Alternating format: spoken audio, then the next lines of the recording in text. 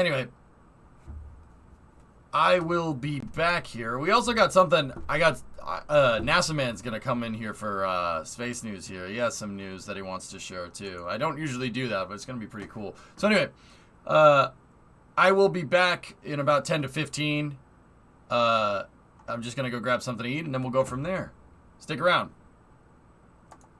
Plenty more stream left.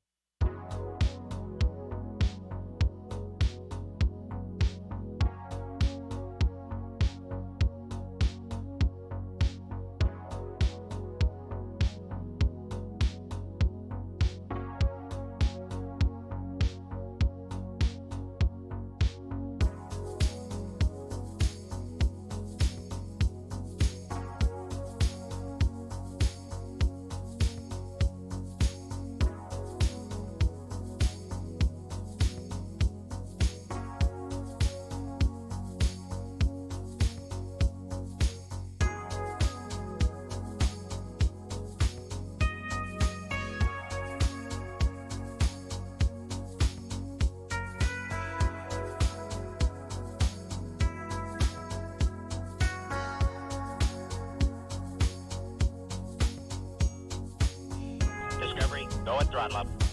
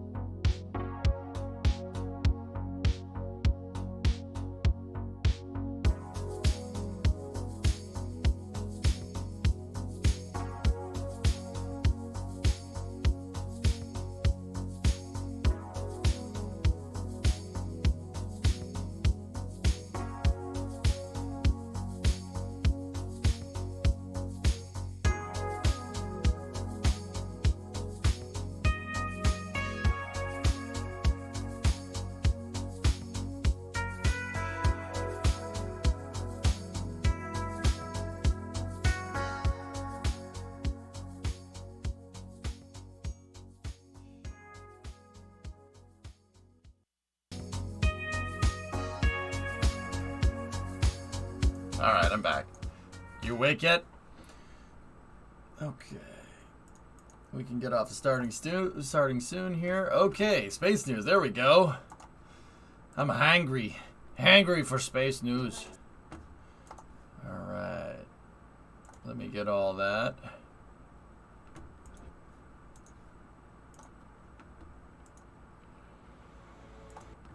Okay.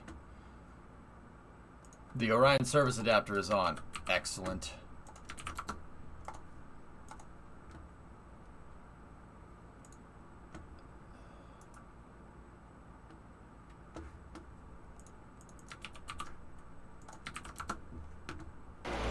Let me just move all these space news links over.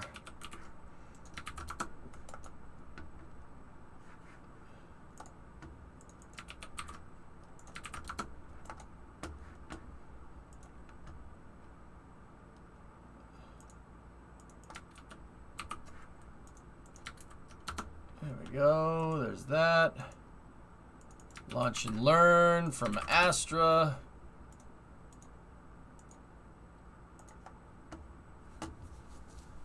Okay. Alright, I got Astra's stuff. What's that coming from Nick? Oh, yeah. Starship's got it. Oh, yeah. Big Starship news. Well, not big, but pretty cool. Yep, the ESM from Artemis 2. Absolutely. And the Australians are on board with Artemis. Ooh, we get to have a whole section full of Artemis and SLS stuff. I'll save that for later. Let's try to get through everything else here. Alright. I think that's enough to start it up here. How about we start off with our old buddies over at ULA. Let's see what we got. Here's a video about the Lucy mission, which is launching on this weekend. So here, check this out. This is going to be a great mission here. This mission is absolutely insane. Here, watch this. 10, 9, 8, 7, 6, 5, Atlas 4, 3, 2. We have ignition and liftoff of the United Launch Alliance Atlas V rocket. Beginning Lucy's 12-year journey to 8 different asteroids, the Atlas V RD-180 main engine ignites to generate more than 860,000 pounds, or 3.8 million newtons of thrust, to lift the rocket on its way to a hyperbolic orbit with a characteristic energy, or C3, of 28.6 kilometers squared per second squared. Shortly after liftoff, Atlas begins a pitchover to attain the proper flight path while minimizing the dynamic pressure the vehicle experiences during flight. The Atlas V reaches Mach 1, the speed of sound, at 1 minute 19 seconds. In the next 2.5 minutes of first stage flight, the Atlas V will more than quadruple its velocity. With propellant levels depleted, the booster engine shuts down at 4 minutes 3 seconds, having reached space. Approaching separation of the booster stage, Atlas is burning propellant at a rate of 2,623 pounds, or 1,189 kilograms per second, traveling at more than 11,400 miles, or 18,400 kilometers per hour, and located 67 miles, or 108 kilometers in altitude, and 179 miles, or 288 kilometers downrange. 6 seconds later, the Atlas Centaur separation system activates to release the booster stage. The vehicle now weighs a little more than 8% of what it did at liftoff. 10 seconds later, the first burn of the Centaur main engine begins. This burn will last nearly 9 minutes.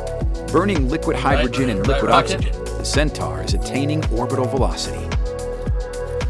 During ascent, Lucy is protected inside a 4-meter diameter payload fairing. At 4 minutes 27 seconds, the payload fairing is jettisoned. Just over 13 minutes into flight, cutoff of the Centaur main engine, or MECO-1, occurs. The mission now enters a variable coast phase. Providing the required thrust for Centaur and Lucy to escape Earth orbit, the Centaur main engine is restarted at 40 minutes 39 seconds. During this burn, Atlas begins varying its trajectory through a steering maneuver known as RAN steering. Right angle of ascending node. ULA's unique right ascension of the ascending node technique gives Lucy a much longer launch window by compensating for the Earth's rotation. This trajectory is dependent on the liftoff time within the given window. Oh, that's so cool. 46 Oh, minutes, that's so 40 legit. seconds into flight. Final cutoff of the Centaur main engine occurs, completing powered flight. Centaur and Lucy will coast for nearly 11 and a half minutes in preparation for spacecraft separation. At 58 minutes, Centaur releases Lucy into a hyperbolic orbit, on its way to becoming the first space mission to study the Trojan asteroids and revolutionizing our knowledge of planetary origins and the formation of the solar system.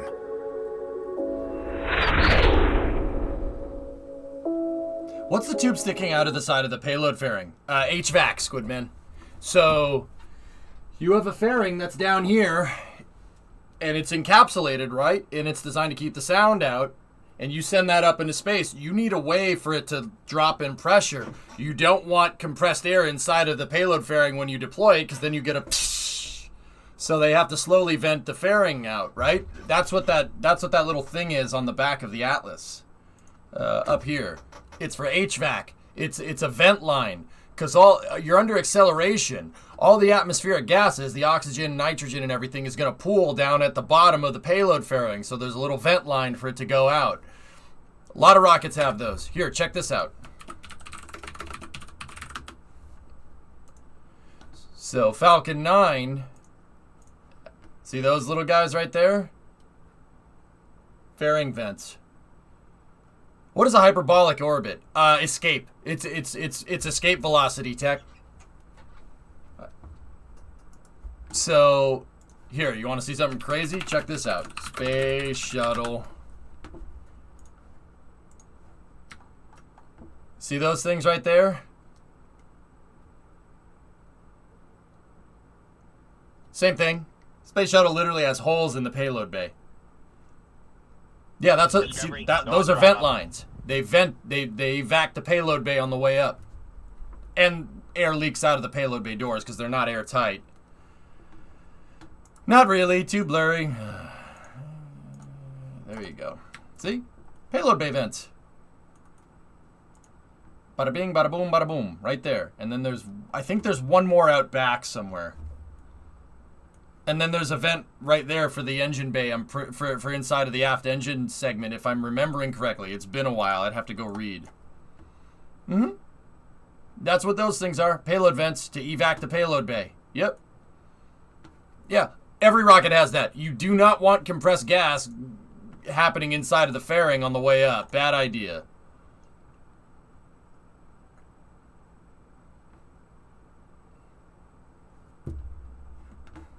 Shaggy, 40-month resub.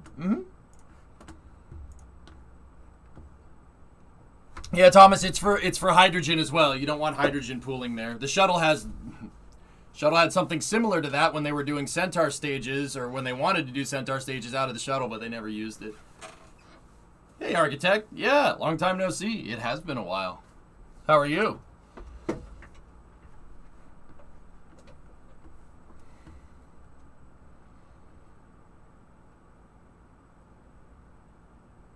You got the same pants? Nice. So, with the Lucy mission, guys, it's going to visit 7 asteroids. Here, I got to show you this trajectory. Watch this.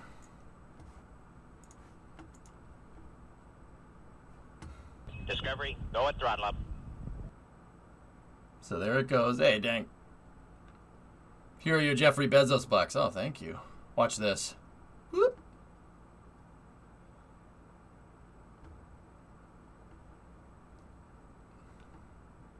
Bing, bing. Bing.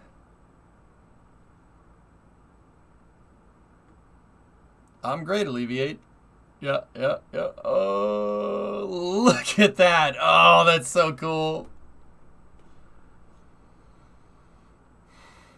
It's going to sample a bunch of, or not sample, it's going to fly by a bunch of asteroids, guys.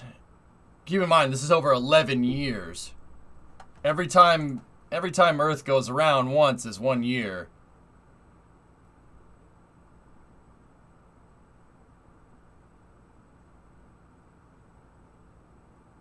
Oh, that's so legit. Look at how it gets pulled out towards the asteroids as it gets closer. Isn't that crazy? That's almost like free returning using asteroids' gravitational pull, which is very, very freaking cool.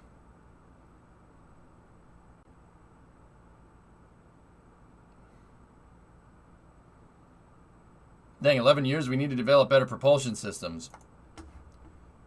There are bigger rockets. There are bigger rockets that are a little bit more expensive that will allow your science yields to happen on a quicker basis. But we don't use those because they're too expensive. I.e., we have the systems that could get that there a lot quicker, but we don't use them because too expensive.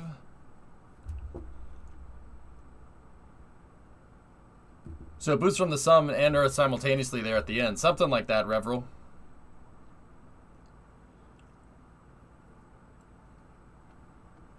Yeah. Expensive. Can you imagine putting a price on scientific understanding? That's very funny to me. But I won't get into it. I just got back. We won't get into it too much.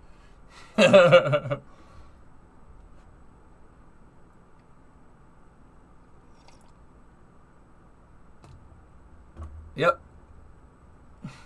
Yeah, the socialist rocket. Bro, I can't believe it. Yeah, truth comes out, man. I don't understand what's going on there. Yeah, anyway.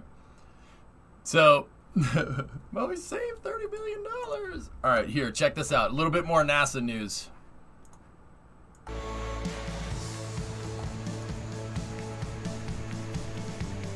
Don't drop that thing. Don't drop it.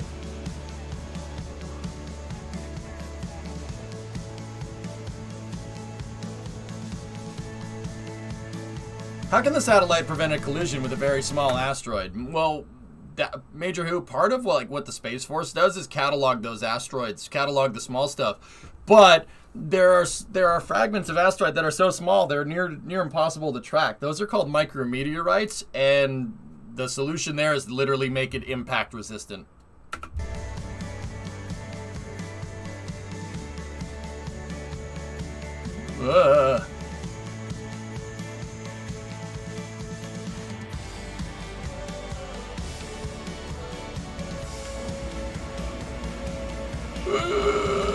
That's very expensive.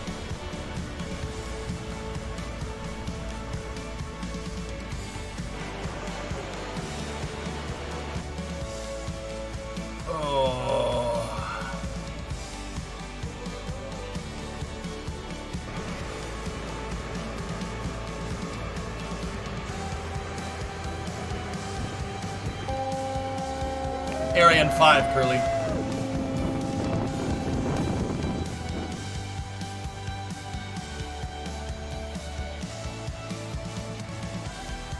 How late is that thing? Like 15 years?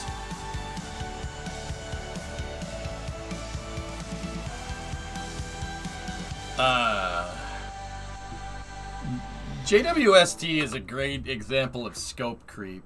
They kept saying, well, if we're going to send it there, we should add this. And if we're going to add this with them, that means we should, send it a little bit later. And because we're sending it a little later, we should add another component. It'll allow us to see further. And because we're adding another component, we should, it's going to take a little bit longer. Well, if we're going to send it out past the moon, we should really have this too. Might as well add it. That's what happened with James Webb. Big mission creep with that one. They basically drew up the mission. They basically drew up the mission for James Webb using technology that they thought would be available at the time. So they said, we're going to create a telescope that can see further than the Hubble. Okay, how are you going to do that? Well, by the time the technology, the telescope's probably going to take 10 years to build. So in 10 years, the technology will be there. That's basically what happened. That's the short answer. It's kind of annoying. Yeah, yeah.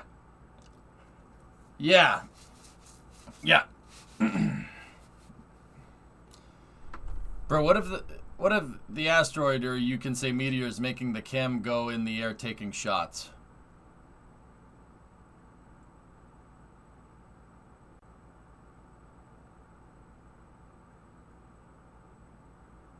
Yeah, Connor, I don't know what that means.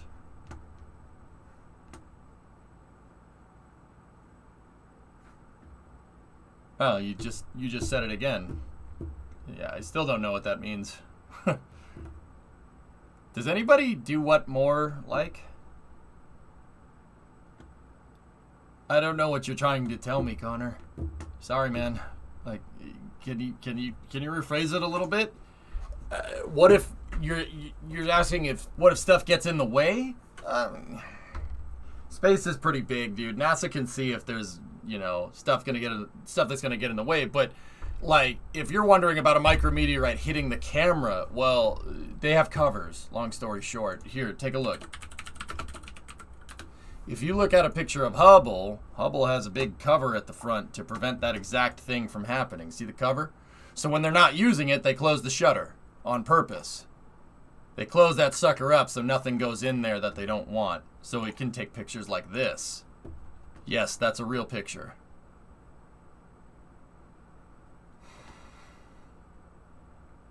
And sometimes they don't think it be like it is, but it do. Something like that. So fellas, that's called a like a lot of you know. This is a nebula. Stars are made in there. That's the pillars of creation. It's so cool.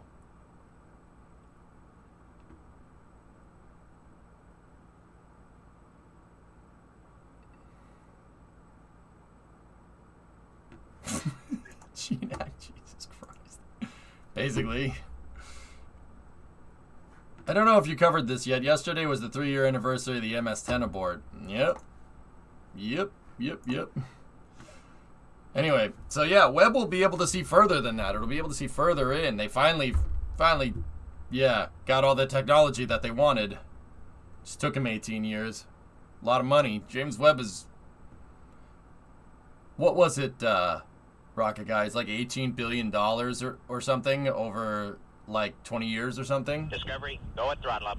Even if Webb launches next year and it reaches its orbit, it'll be half blind, okay? Hey, sorry, 47-month resub. New reviewer, who dis?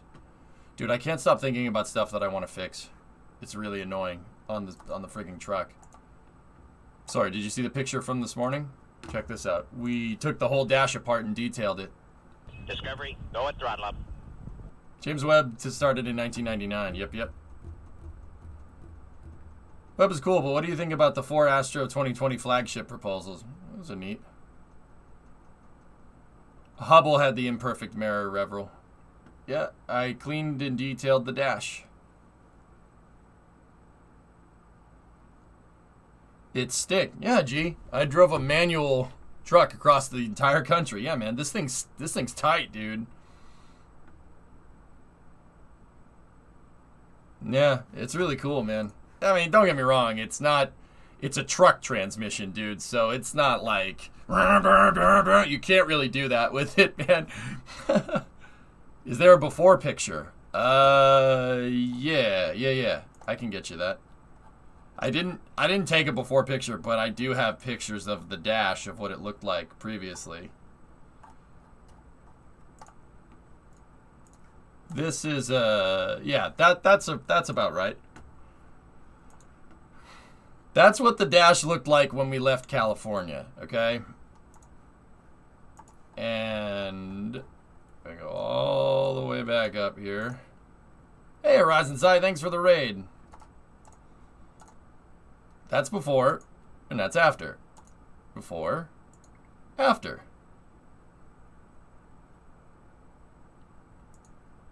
Yep. Tomorrow, Blue Origin shoots the Shatner into space.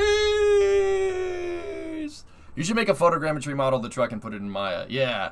We took all this apart. Everything. We replaced the dash pad. All of it. The dash pad's brand new. Well, it's not brand new. I pulled it out of a junkyard. It has one crack in it. And then we're going to replace the radio with a GPS. to do the streaming upgrades to the truck, and then I gotta do something about the inverter down there, but we'll think of something. But yeah, see, this is, dude, it was caked in California dust, like badly. And then, yeah, we just need new AC covers and stuff. Why didn't you stream the dash work? Yeah, you know what happened, John? We were just gonna put the new dash pad in, and that project spiraled out of control. I'll admit we should have streamed it. Yeah, we should have streamed detailing the whole thing. So is the Blue Origin launch tomorrow, the space tourism one that goes to space? It goes up and it comes back down, Sirius, yeah. But yeah, that's what it looked like. I cut and buffed the glass and stuff, and then I put ceramic on it, and lots of Armor All was used, lots of goof off to get the frickin', there was paint all over the steering wheel. See, they painted it silver, but that's fine. It's okay. We brought it right back around, man. Yeah, no, the truck doesn't have a tack, dude. There's no tack, which is strange with a manual transmission. There's no tachometer. We should probably do something about that. Yeah, I go by sound, Rocket Guy, that's right. All sound.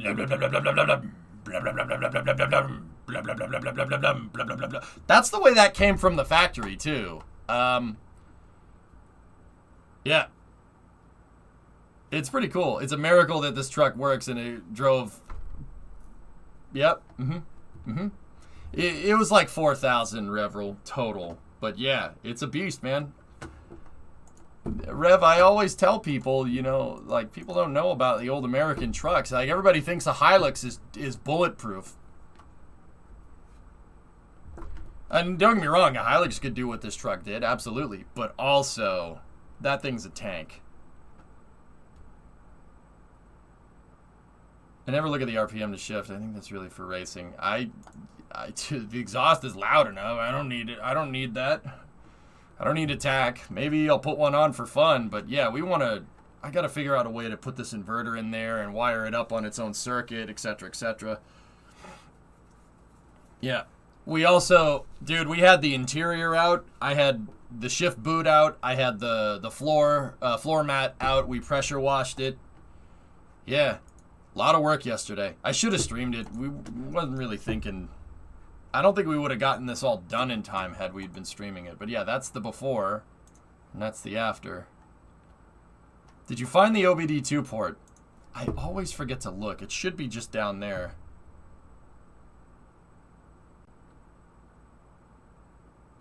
Put one of those stupidly large drag tachometers on the A-pillar.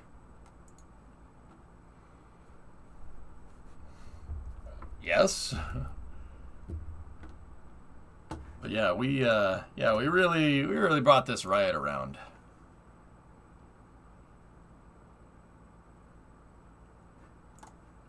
Streaming, you would have had spent too much time yapping. Yeah, that's right. It does look a lot better though. See that? The dash looks brand new. I goof offed most of this crap off of this thing, and then I basically cut it with goof off and buffed it out with it, and then we hit it with Armor All detailer, and it looks a lot better. It looks brand new. Steering wheel still has some gunk on it, but we can get at that. You can swap out the gauge cluster with one with an RPM gauge. It's modular. But then we lose the odometer. How am I going to program the odometer for the right thing, you know?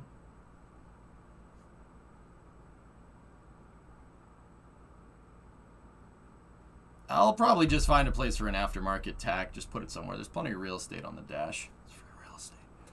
I should have taken more pictures, but yeah. It looks good. The truck really came out good. We cleaned out all the Route 154 stuff from it yesterday. It's, you know, it looks nice. It's a nice truck.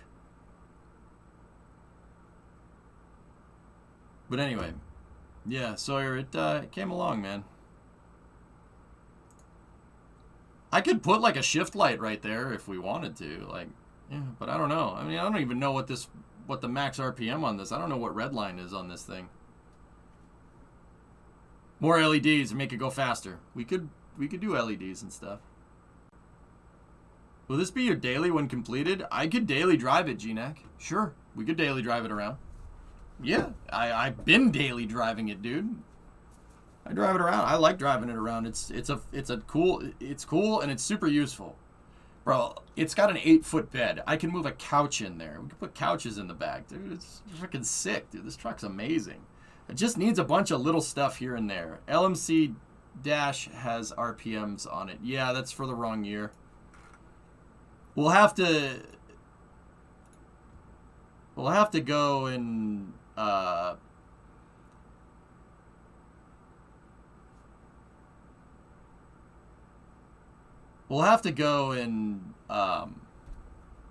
see what we can find in the records. Brimo, you said there was one at that place. Discovery, go at throttle up. Here, hold on. Let me. If it's the one I'm thinking of, hang on.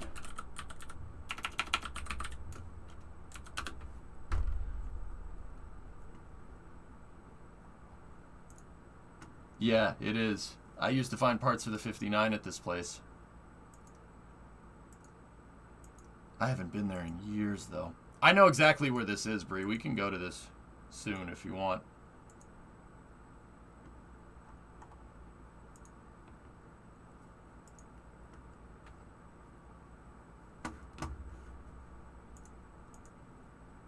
You know what? Bye. Watch this video. Yeah, the always has been video. You're trying to link the It's All Ohio always has been video as space news.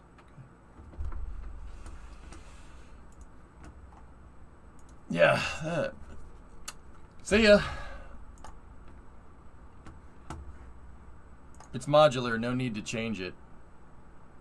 Oh, okay. I see. Yeah.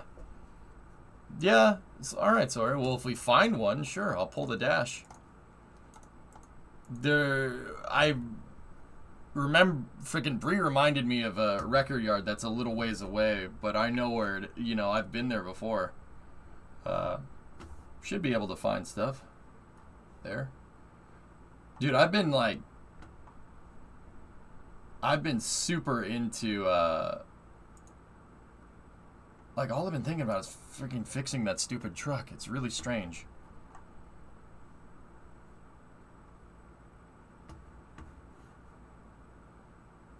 Yeah, Smutty, for sure. Mm-hmm.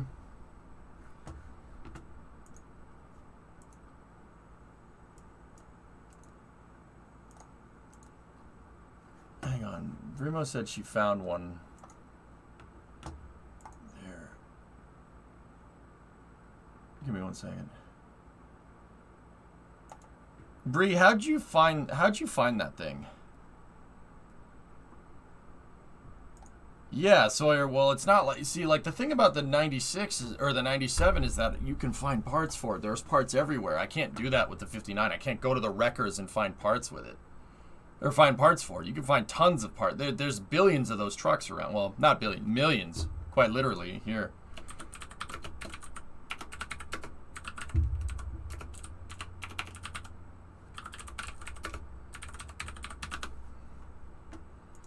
How many of these did they friggin' make?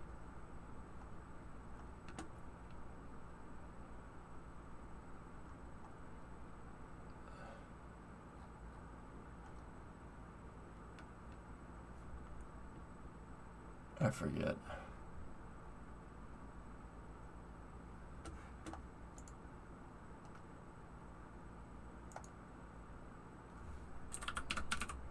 All right.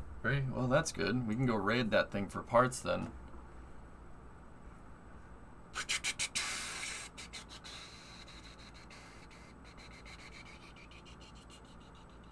I'm trying to see if we can find the production numbers around, but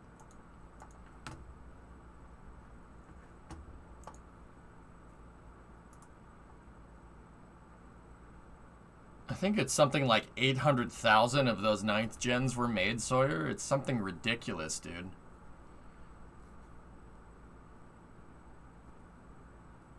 Ford trailed their rival General Motors. Here, let me just read this real quick, then we'll get back to space news. Ford trailed their rival General Motors in combined truck sales for much of the ninth generation, though sales steadily rose each year. 500,000 F-Series trucks were sold in 1992, but this rose to nearly 800,000 by 1996. 800,000 ninth gens were made. 800,000. Yeah. Okay. There's parts everywhere, man. You can find tons of parts from. Sweet, dude. So we could really deck this thing out. That's kind of what I want to do. So I want to find all the XLT, get the XLT trim for this thing, and just XLT the heck out of this thing. It'll look amazing when it's done. Let me see, Bree.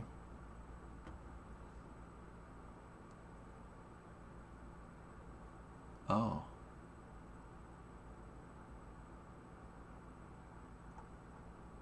Oh, wow, there's a lot of those things.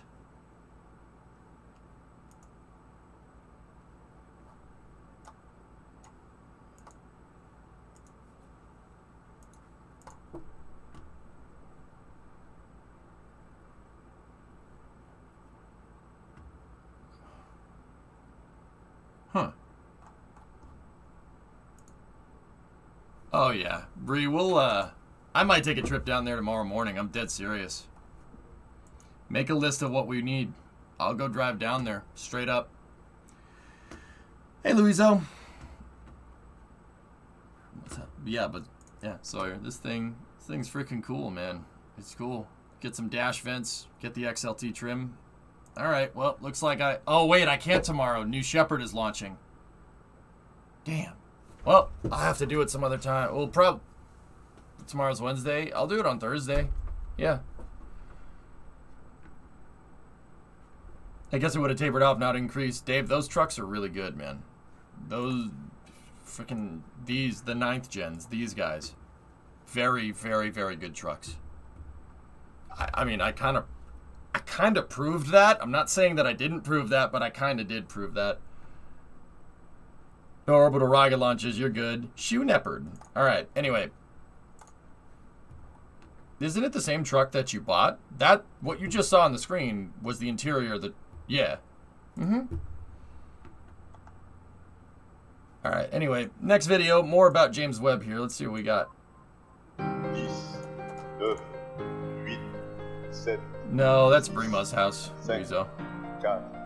4, 3. Nah, Forlorn. Those things are beasts. They're great trucks.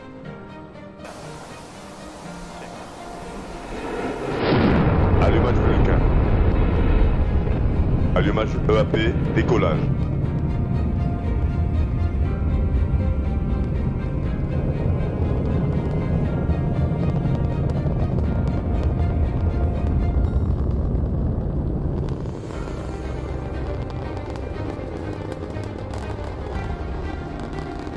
Clouds.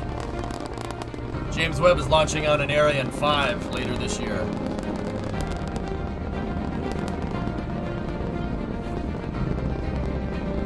Yep, see? They showed the solid rocket booster grain.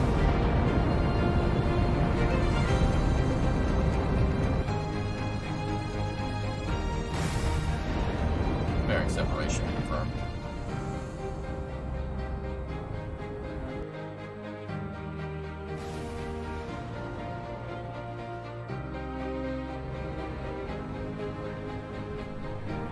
Upper stage ignition. It's nice. Looks good. So this is going to deliver this out past the moon.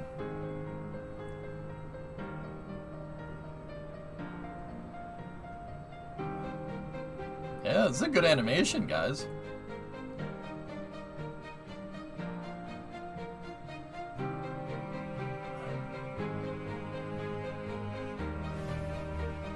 Oh, this dude.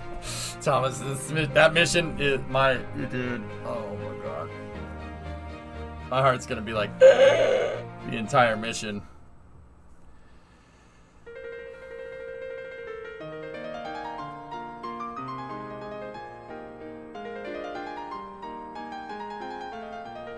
James Webb's a damn transformer. Watch this. Watch when it gets the sun shield out.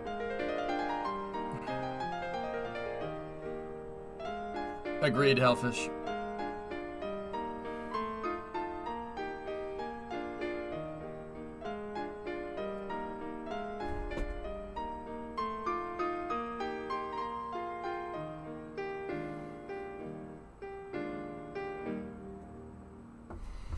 There it is. Satellite's bigger than a tennis court, man. It's huge.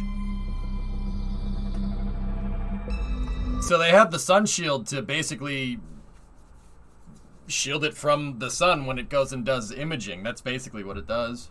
Service modules down here on the other side. See how the solar panels are on the bottom? It's a freaking transformer, man. You better work without a hitch, Nikita. You can't. No Hubble return or Hubble servicing missions. A, we don't have a space shuttle. B, the space shuttle cannot go that far. Nothing can go that far. Not even the Saturn V. Saturn V probably. No.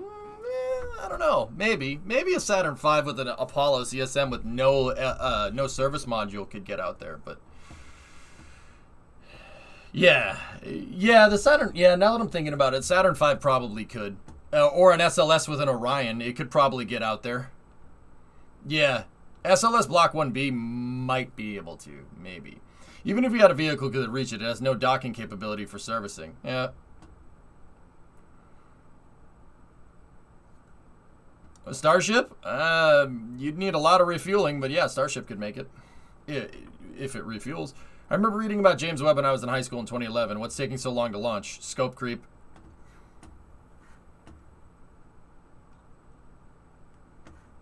Anyway, yep, that's going to happen later this year. That James Webb Space Telescope just got moved down to Kourou. So they're going to begin payload processing for a launch, I think it's in November, if I'm remembering right.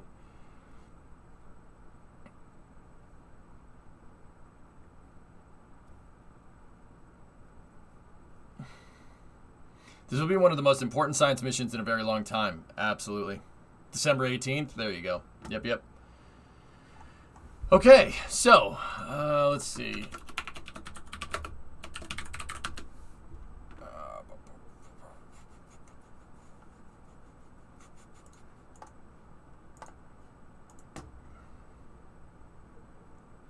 So, Astra put out a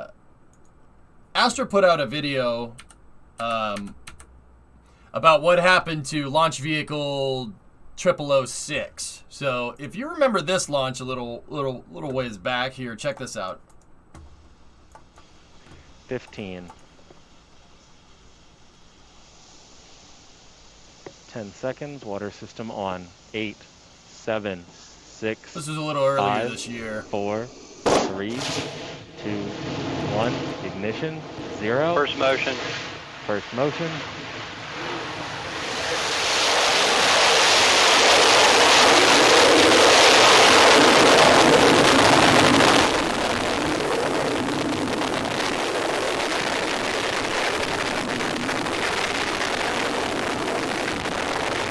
If you remember that, something went catastrophically wrong right there. But Astra did actually say what was going on. Here, let's go and read their investigation report. This came out actually today. Let's see what we got. At Astra, learning is a core value and integral to part of our culture. This blog series is intended to share our approach to solving tough problems and the lessons we have learned. In an effort to contribute to our industry, as we and others continue to push forward towards the stars. Ad Astra. Let's see. By Benjamin Lyon, EVP, Executive Vice President and Chief Engineer. In late August 2021, after some updates to Astra's Rocket 3 series, we launched Vehicle 6.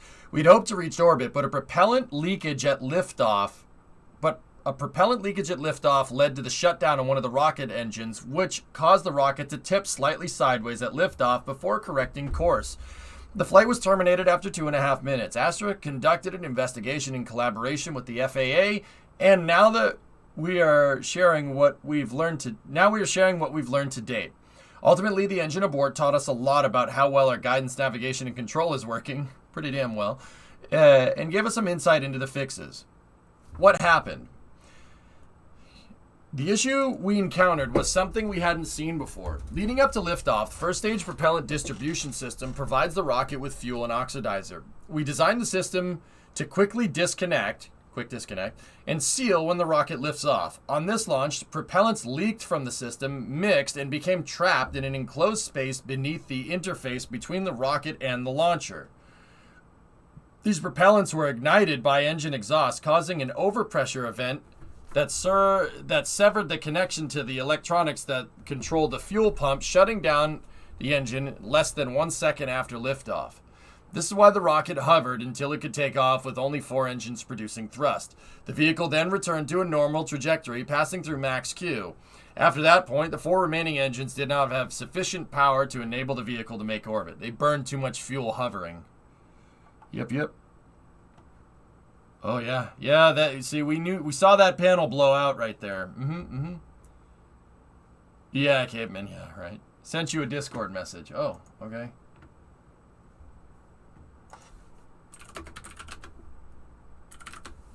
Well, that's pretty cool. 12 Bravo, don't hate that. What we learned. Learning is one of our core values at Astra, and one of the big reminders from this launch that issues that haven't shown up in previous launches can still show up in future launches. It also reinforces how important it is to test as you fly. One thing we will continue to do for our launches is to evaluate risk, not just through empirical testing, but also through theorizing how a rocket might behave in unexpected ways.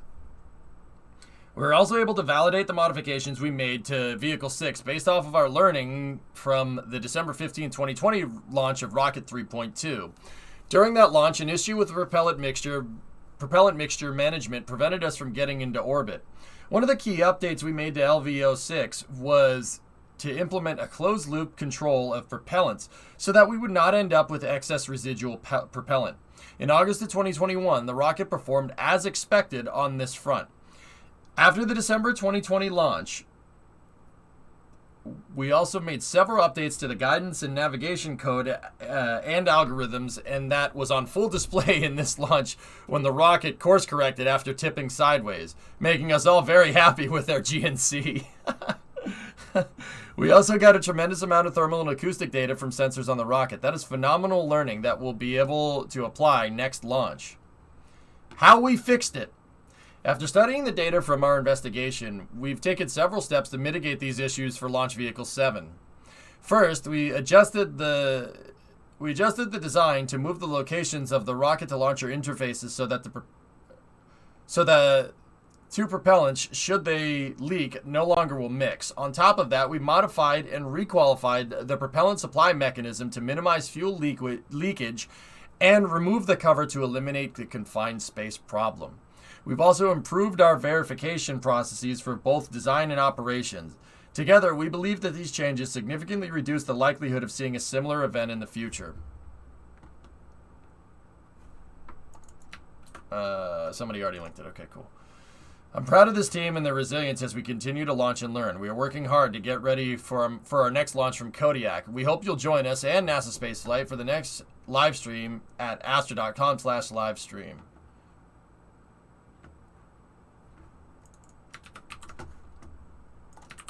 I got it, Thomas. Pretty cool that they just came out and said one went wrong. That's pretty sweet.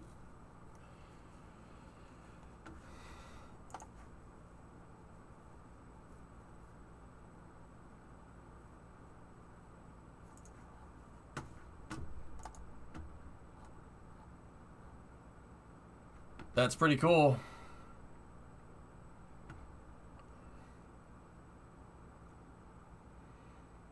Man. If you guys don't know about Astra, Astra is a small space startup company that launches an extremely small rocket, but it's extremely easy to make. It's very, very simple, about as simple as you can make a rocket. The cool thing about Astra is that they're also using modular, not modular components so much, but their entire rocket assembly, launch pad, all the control vehicles can be put in shipping containers. Their entire design is designed to fit inside of a TEU, so a shipping crate. It can be moved via truck. It can be moved via boat. It can be moved basically any means of intermodal transportation. You can move it by train if you want. They need 6 people along with the shipping containers to set up a launch site. They can literally launch from anywhere. It's about as close as you'll get to an IRBM, but it's an intermediate range ballistic missile, but it can actually make orbit. So they're working on a modular launch pad for the most part. You could basically set up shop anywhere that you have a parking lot, ground power, and some water. That's about it. Also, yeah, they're going to demonstrate that capability by setting up shop at Complex 48 at KSC, which is pretty cool. Yeah, Vehicle 8 is going to launch at KSC.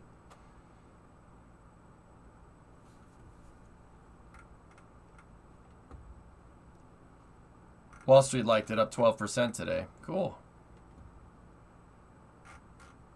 Never mind fitting inside of a C-130. You could fit the entire rocket and the entire launch pad inside of a C-130 for the most part. The C-5 could carry 2 of them. And then Astra, 6 people are ground operations crew for launch ops, and then the rest of them are at their mission control in Alameda, California. Discovery, go at throttle up. They could even launch from 39C. Yeah. Is that a Sentinel or other old era rocket? This is Rocket 3.3. It's Astra. See last, when you run out of names. Orbit Boy and Italspazio will develop space launch capabilities in Italy. Oh, neat. Hey, God, 22-month resub. Thank you. Are they going to buy that? Yeah. Yeah. Check this. Okay.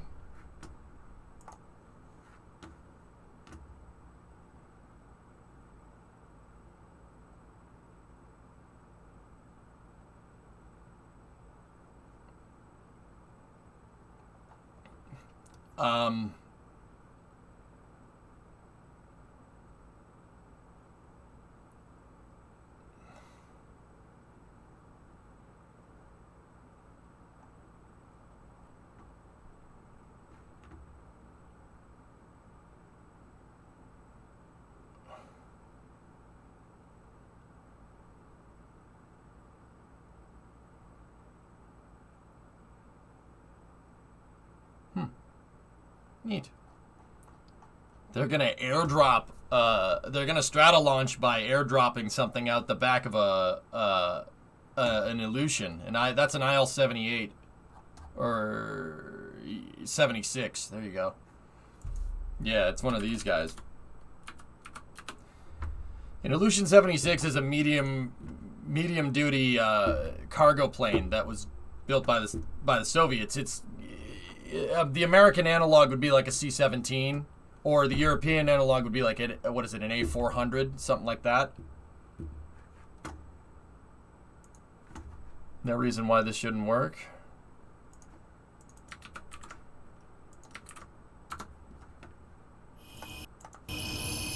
Big changes start small, very small, microscopic even. Microsatellites have changed the way we look at the world.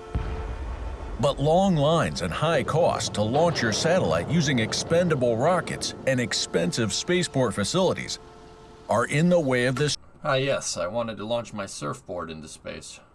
change. Meet Orbit Boy, the first ever on-demand transportation service for microsatellites. Orbit Boy was founded by 3 former chairmen of the State Space Agency of Ukraine, with more than 150 successful rocket launches under their belt, and a dream to make delivery of microsats as easy as taking an Uber. Just use our app to choose your microsat pickup location wherever you need, and watch Orbit Boy fly to your local airport for payload integration and immediate space launch in just 24 hours. With Orbit Boy, space launches will become as common as flights from Los Angeles to San Francisco. Our mobile spaceport platform consists of a carrier aircraft and rockets that are fueled in advance. This enables Orbit Boy's next-day space launches. Developed jointly with the world's top manufacturer, Yuzhmash, Orbit Boy's solid fuel launcher boasts low failure rates, precise positioning, and offers up to 200 kilograms of payload capacity. Orbit Boy launcher works with a variety of standard medium-range transport aircrafts for significant Oh, look, all the planes I mentioned. cost efficiency. We will launch your payload to orbit hassle-free and drop off your microsat exactly where it needs to reside, saving you both your time and money. Orbit Boy, take the full control of your satellite's journey to space right now.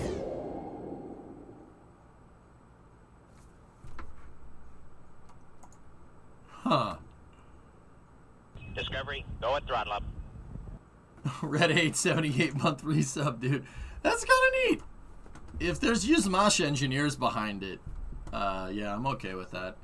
And yeah, now talk is cheap usually, but Yuzmash, no, Zenit rockets, yeah, those guys know what they're doing. Yuzmash is a Ukrainian design bureau. It seems like a GTA commercial. Is that like Game Boy? No, it's Orbit Boy. No way it works that easy, but I like it. Yeah, it's pretty cool. Is that an April Fool's? No, it seems legit to me.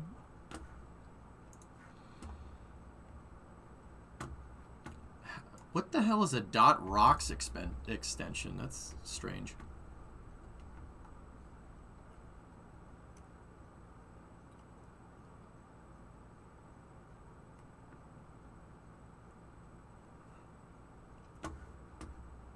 Well, you guys did that once. Yeah.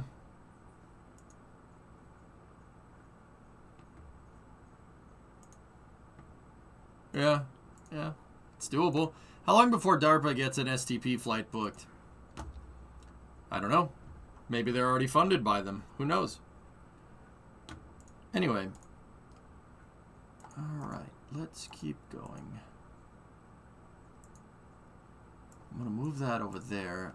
Interesting. Ask, please. What's up? Serious question. When launching a rocket from a plane like they used to do, Virgin Orbit still does that. They actually started doing that the other day. They still do it, Flykin. But anyway, do they still need to file for downrange closer? Of course. You're launching a rocket into space. Yeah, you got to go through the FAA for your launch pad and your rocket. Dude, I was here. I know. I'm going to do the boomer thing here. I'll show you. Check this out. Actually, I think I did put that on the Twitterers. So, here, check this out. Look what I drove by. When we were still out in California. Check this out.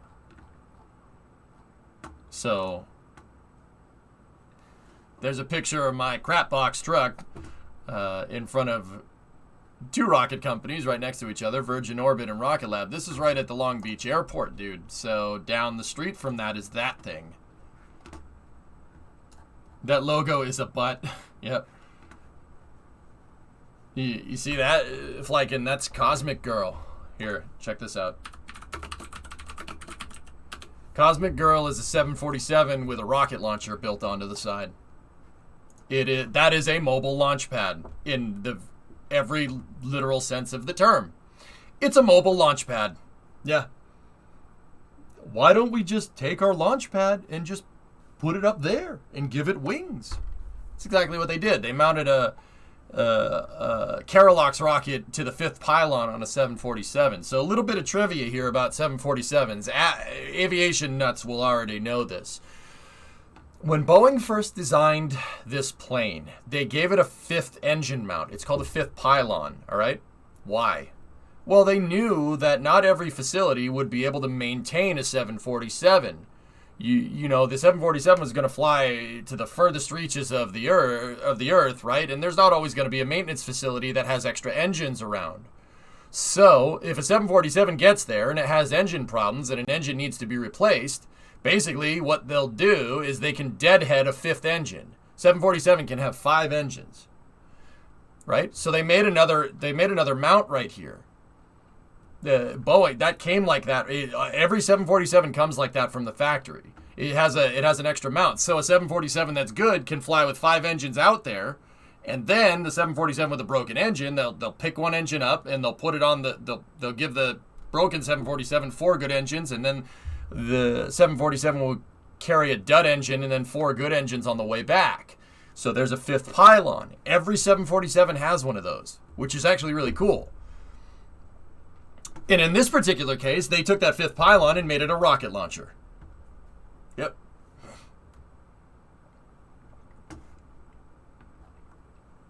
Why 747 other than the weight capacity? Not every plane has a rocket launcher basically built into the side already.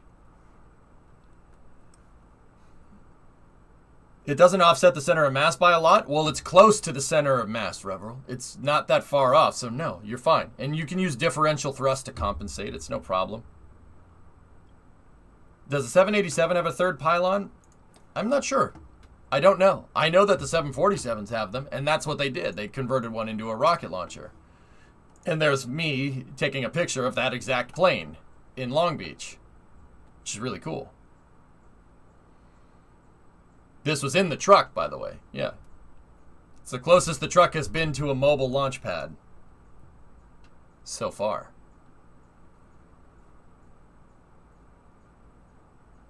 Yeah, B-52 has a 5th pylon as well. NASA used one called Balls 8 for the longest time. Yeah, yes, it's called Balls 8. Because it's serial number 008. Balls 8, get it? Yeah, I know. NASA used Balls 8 for a lot of stuff. A lot of different things. It's on display at the north entrance to Edwards Air Force Base right now. And Balls 3, that's right. You didn't drive down to the gate there? No. I probably should have, but yeah. Time got away from me on Route 154.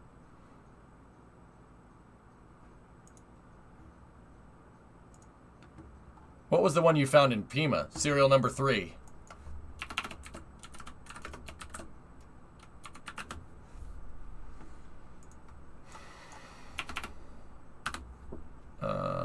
Here. Yeah, serial number 3 is the one we saw up close at Pima. Literally, SN3. It was a prototype that they gave to NASA.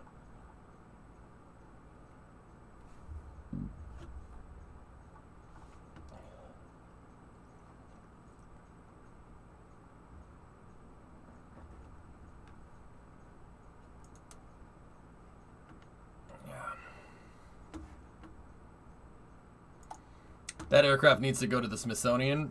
Yeah. Where is it?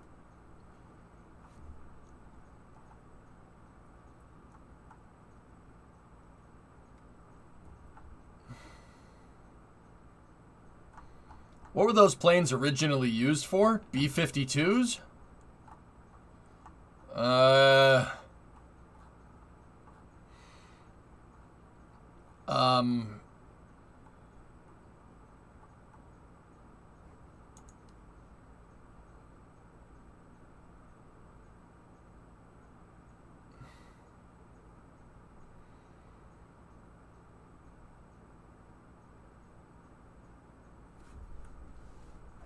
Like in the B-52 is the basically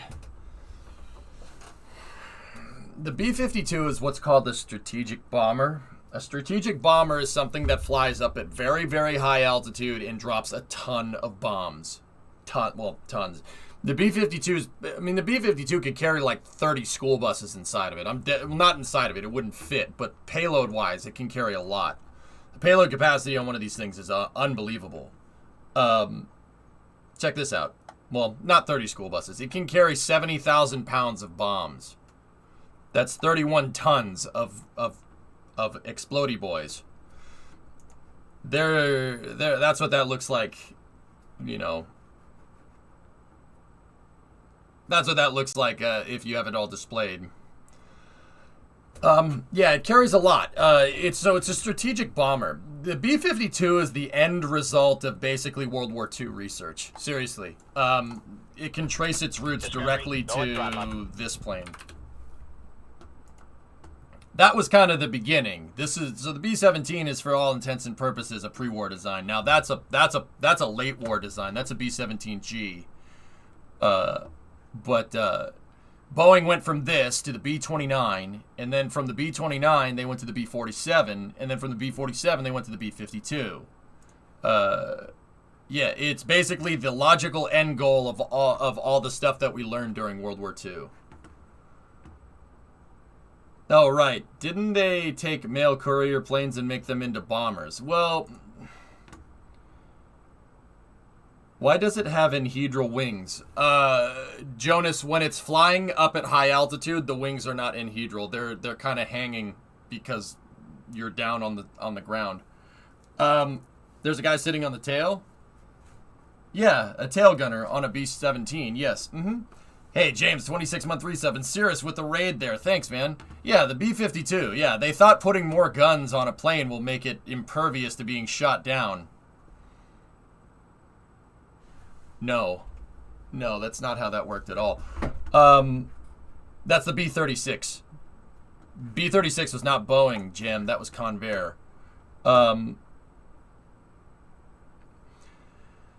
It worked in Star Wars. Star Wars got the idea from that.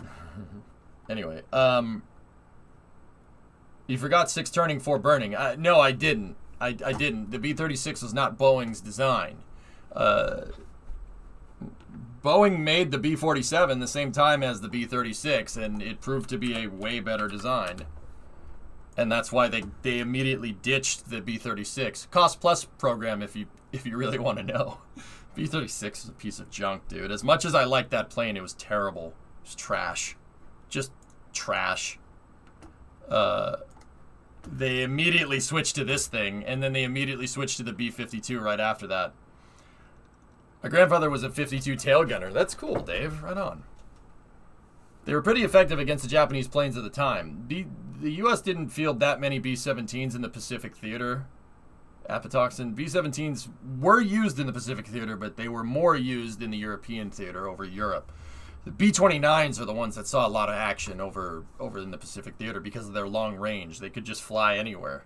Pressure B-29, or not B-52s. I said B-52s. B-29s.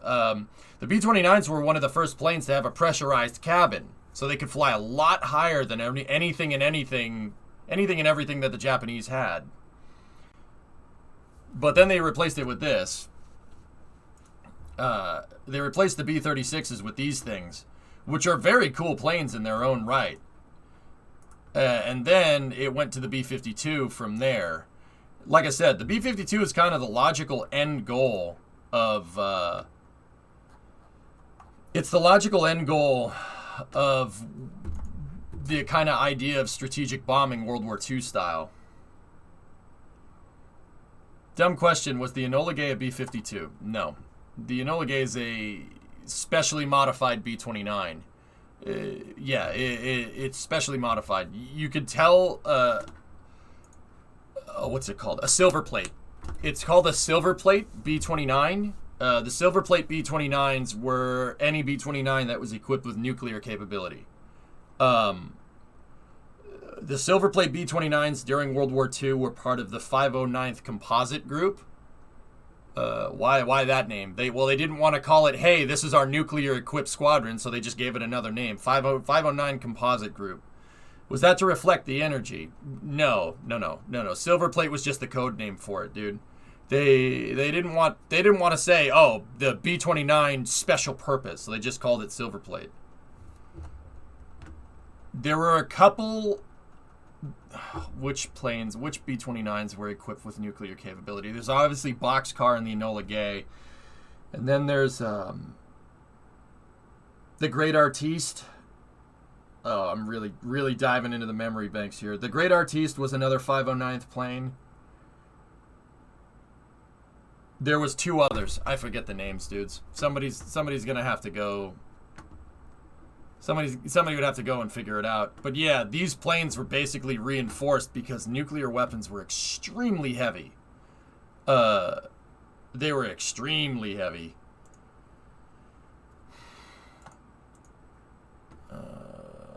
for the time. The B-29 couldn't fly. It couldn't fly up and just drop the thing. When they went to drop the bomb, and you know the implications we understand, right? But when they went to drop it, what they actually had to do was basically pitch up into the right and basically use angular momentum to like kind of go up, and they would pitch up and to the right, and then they would let the bomb go, and then they would basically just full rudder right, full roll right, and get the thing to basically do this to peel off. So, you know, when they would come around to drop the thing, it went that way, and then they went that way. The idea was to get far enough away from the bomb, because the B-29 couldn't drop the thing straight up, couldn't fly high enough to just drop it and not get hit with its own blast. So they would fly the thing up, right, and then they would turn to the right and drop the thing and then just peel off all the way to the right. Like, that was the only way. You'd have to pitch up, and then you'd fly on this huge arc, like kind of like a roller coaster that goes up and it comes right back down. That was the only way. You'd have to use a little bit of angular momentum to get the bomb far enough away from you so it doesn't blow up your plane. Yeah, they tossed them, quite literally. Yeah, if you want to read about this, there's an awesome book by a guy named Chuck Sweeney, who is from Massachusetts. He's from Quincy, Mass. And it talks all about that stuff. I forget the name of the book. Hi from France.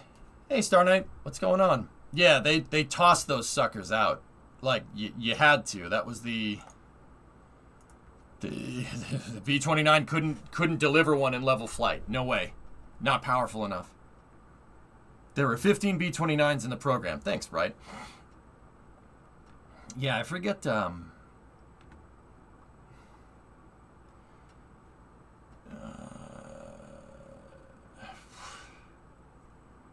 I gotta read now. And then they also had chase planes that were flying at a much higher altitude. They had chase planes basically to spot the bombing plane. They flew. It was like a tri formation. They had the plane that would drop it, and then the other two planes would be flying way higher to be able to image it. You know what I mean? It was yeah, pretty crazy stuff.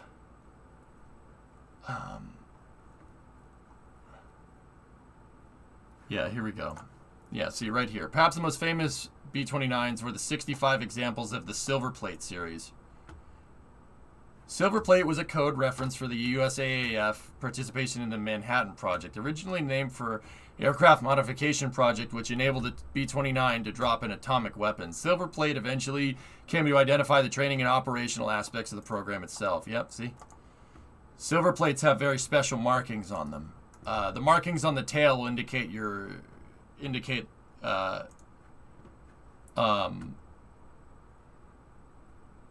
what outfit you're with on the back of the plane. But yeah, here, that's the 509th right there. These are the guys that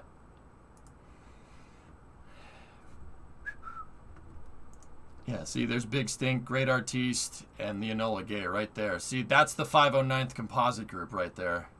See that? See the circle with the arrow? Yeah, there they are.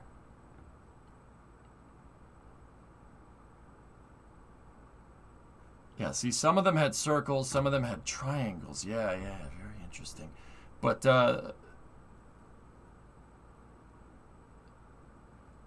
see, on Boxcar, Chuck Sweeney was flying this plane.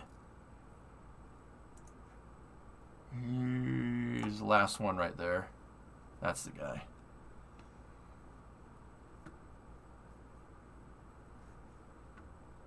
One named Top Secret. Yeah, it's kind of funny. And then Paul Tibbets was the guy at the helm for Enola Gay. There's Paul Tibbets right there. Yeah, they dropped that thing. That's the pit at Tinian. They couldn't get the bomb underneath the plane. So there's a special loading bay on Tinian. You can actually still see it if you really, like, if you go look. There's a loading bay. So basically they would have essentially a car lift, right? And they would drive the bomb onto the lift, and then the lift would lower down into the ground, and then they'd drive the plane over, and then they would lift it right back up in. If you go look at Tinian, I got to go into the pit of one of those, not specifically those, but the same plane, super complex in there. Oh. Okay. Yeah, if you go up here, the loading pit is right there. See, there's two of them. It's abandoned now. But that's where they flew out of when they went and, you know, changed history, I guess. If you want to call it that. Yeah, the North Field is all abandoned out on Tinian now. I think they just use that airport now. Yeah, there's a C-17.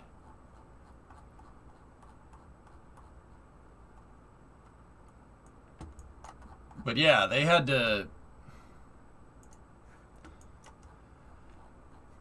sped up history a bit, for better or for worse. I don't really want to discuss that. Everybody knows what happened and how it happened. I mean, everybody's gonna have an opinion on it too. So I don't know. I've seen either way. You know, to change the subject, that plane, one of the silver plate B-29s. Well, actually, one of them's at the Udvar-Hazy Museum. That's the Enola Gay right there. We've streamed walking right up to this plane. That's the actual one. Still carrying its 509th composite livery. That's a B-50, Roblox. Yeah, the B-50 was the follow-up to the B-29. And then boxcars at the U.S. Air Force Museum. That's right.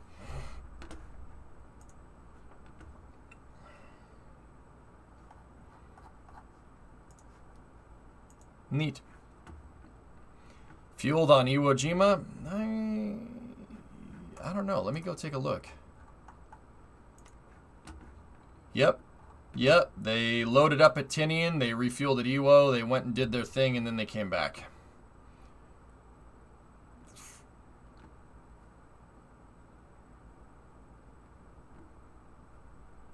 Yeah.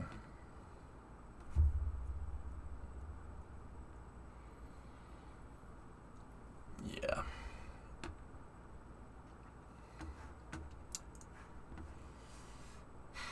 I mean, that's why the U.S. wanted Iwo Jima, because it had an airstrip on it. Same with Okinawa.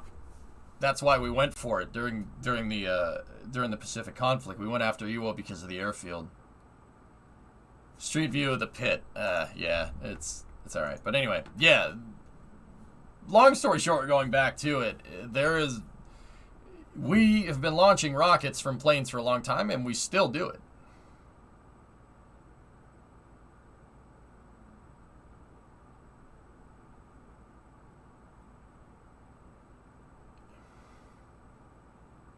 Iwo Jima was the only place they could land if they didn't run. They didn't refuel there. Nice. Dumb question you don't have to answer if you don't want to. Just curious, how is Hiroshima able to habitate?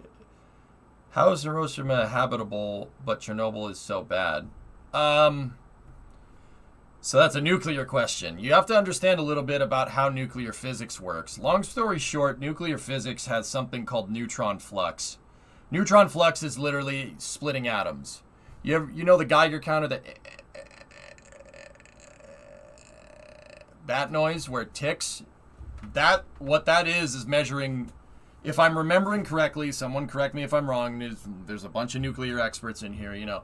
That's measuring the half-life, so it's radioactive decay. So all nuclear materials, all materials that are radioactive, will emit neutrons. And emitting neutrons splits other neutrons, right? And the resulting energy is heat. Okay? So the resulting energy is heat. So, basically, you have to... Neutron flux, okay? That's your big one, all right? So a nuclear blast is a catastrophic chain reaction in neutron flux, okay? I kind of make it akin to like a light in your house versus a camera flash bulb. Same idea. It doesn't exactly hold up, but it's a similar principle, okay? So a nuclear bomb is a camera flash, just a crazy, basically unregulated chain reaction, just boom, see ya. And it releases a crazy amount of energy. It releases an insane amount of heat from that basically that unregulated nuclear reaction, right? And it, boom, you get a catastrophic runaway effect, and eventually it'll fizzle out, right? That's boom, and then after it fizzles out. And every time you have this kind of neutron flux, right? It can create certain isotopes depending on what type of nuclear fuel you're using, right? Long story short, because the nuclear blast fizzled out immediately, like it went, it didn't, most of the energy was expended, right? So there wasn't much radioactive fallout. Now, what is fallout? Fallout is isotopes, is a byproduct, right? Radioactive isotopes are a byproduct from a nuclear reaction, okay? The type of isotopes that the bomb made, because it was an unregulated reaction, it basically used up all that energy. And remember, every nuclear material has something called a half-life. And that half-life is basically, it will basically emit radioactivity for a certain amount of time, and it decays over time. The radioactivity will decay, right? Long story short, the nuclear blast made the type of isotopes that it made basically decayed really, really quick because it blew up really, really fast. Just like a camera flash bulb, you know? So it didn't release that much fallout. Most of the nuclear material got consumed, right? There was fallout. Oh, absolutely. But not most of it got burned off, right? I don't know if burned off is the right way to say that, but yeah. Okay, so a nuclear power plant is a little bit different. So first of all, nuclear power plants can't pop like a nuclear bomb. That's like trying to use a light, like a fill light like this one. That's like trying to use that as a flash bulb. It's not really going to work correctly, right? You can't do that. What a nuclear reactor does is regulate the amount of neutron flux with water, basically. Water. So it basically works like a light. It's on for long periods of time. Now, the isotopes that creates, because you're regulating it, right? If you have a containment breach, it'll basically start spewing out all the byproducts, the radioactive byproducts from the reactor. It spews it all over the place. That's called a dirty bomb, all right?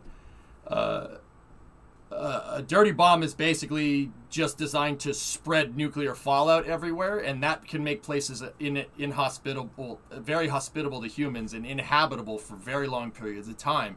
When Chernobyl, for instance, or 3 Mile Island, take your pick, or Fukushima, when it popped, right, it spread fallout everywhere. Basically, a bunch of nuclear material got spread all over the place in small particles, right?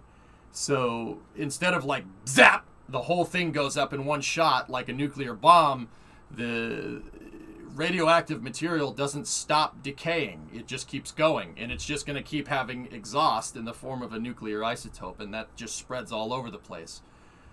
Family was near 3 Mile Island when it happened. Basically, after 14 days, the activity around the cities was about 1% of what it was just after the blast. But like I said, long story short, a nuclear power plant works like a light, and a nuclear bomb is a flashbulb. Just one shot. You take all that light energy that the light could do over time, you zap it in one shot, and it's centered around neutron flux. Yeah, Jack, 3 Mile Island didn't leak. Yeah, I know. You're right. See my last before that. All right. Basically, I already said that. Okay. The 7-10 rule of thumb states that for every 7-fold increase in time after detonation, there's a 10-fold decrease in the exposure rate. Are nuclear bombs against the Geneva Convention now? No. Nuclear weapons in the modern battlefield serve as what's called a deterrent. Look, that guy over there has enough firepower to turn our country into a crater. We have enough firepower to turn his country into a crater. Basically, we got their stuff pointed at us. They got their stuff pointed. They got stuff pointed at us. We got stuff pointed at them. It's called a deterrent. Don't screw with us. We'll blow you back to the Stone Age, right? But if both guys have that, you get a deterrence, which is why You know, some people are going to disagree with me on this, but since World War II, there's only been small conflicts. There's never been a full-scale war because everybody's scared of blowing the trash out of each other with nuclear weapons. It serves as a deterrent, and that deterrent is under an ideology in military doctrine called mutually assured destruction. Basically, you launch their nukes, they launch their nukes, you launch yours. The nukes fly past each other and everybody blows themselves up. No one's going to do that. No one wants to be the guy that ended civilization, right? And that's basically what the Cold War, and that's basically what the doctrine was between the Soviet Union and the United States from 1945 to 1991. Scare tactics, basically. An armed society is a polite society, like, and on a global scale. You know what I mean? So, yeah, long story short, you know, the Soviet Union had nukes. They could blow us up. We have nukes. We could blow them up. But we're not going to do that because, we don't want to blow up in a nuclear fire. That would be bad. Sorry for derailing space news. It's no problem. Yeah, so nuclear weapons you can't test. You can't test them. They sit in their silo and basically serve as a, hey, don't screw with us. And then, you know, Russia has them, China has them, Europe has them, the UK has them, everybody has them. Well, not everybody. There's certain nuclear-armed countries, and then there are certain not nuclear-armed countries. And then that gets into what's another thing called nuclear proliferation, which is where you don't want this type of technology falling into the wrong hands. Like, and that exact reason is why ITAR, the International Trafficking on Arms Regulations, is a thing. Why there are certain parts of a rocket engine that you just can't show. The reason why is you don't want somebody who doesn't give a crap about mutually assured destruction getting a hold of a nuclear weapon or the means to deliver one. It's a very important thing, and it's not just the U.S. that has it. Russia has their own export controls. So does China. Everybody does. It's basically, the global equivalent of a Mexican standoff. Exactly. And you know what? You know, people might not like this, but 1945 to present has literally been the most peaceful time in human history. People might not think that. And yes, we still have problems. It's not perfect, but you notice how there's only conflicts since World War II? I mean, that's a funny way of saying a war that we don't want to be a part of, but we're still a part of. But yeah, that's why it's been relatively peaceful. There's no World War III. That's the reason. I remember my history teacher taking like 2 seconds about the Cold War, but my school wasn't allowed to teach history past World War II. I don't know why. I was curious on what happened with the Cold War. Why wasn't your... What?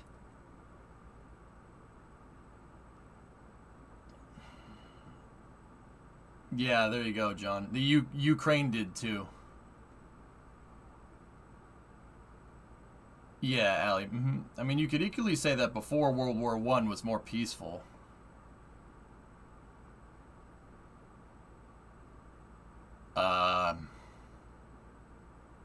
Right. I disagree, Travenir, but that's all right. I don't think so. People forget about the Spanish-American War. People forget about the U.S. Civil War. People forget about the Revolutionary War before that. People forget about what Napoleon did. The French did despicable things in the 1800s.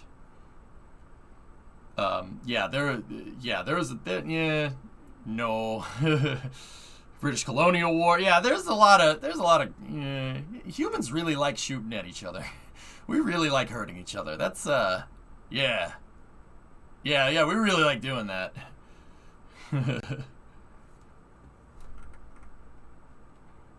My high school was southern part of NC, so it honestly didn't surprise me. Everyone choose to pack, so.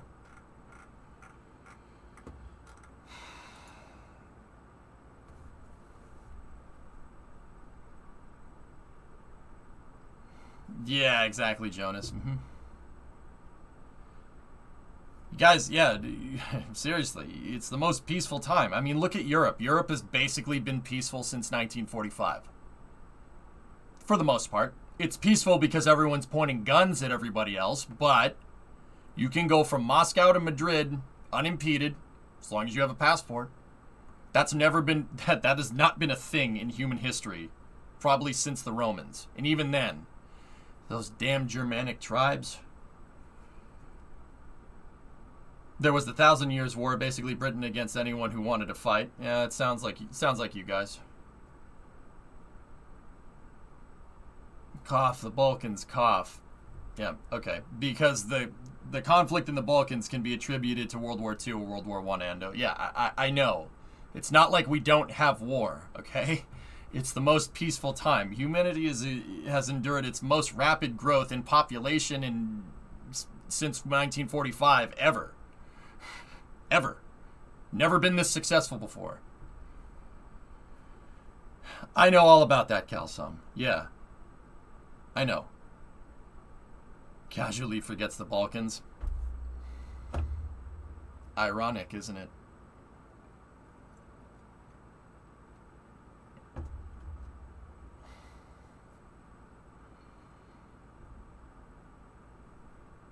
How do we get on this topic from space news? We talked about mutually assured destruction in space, in bombers and stuff.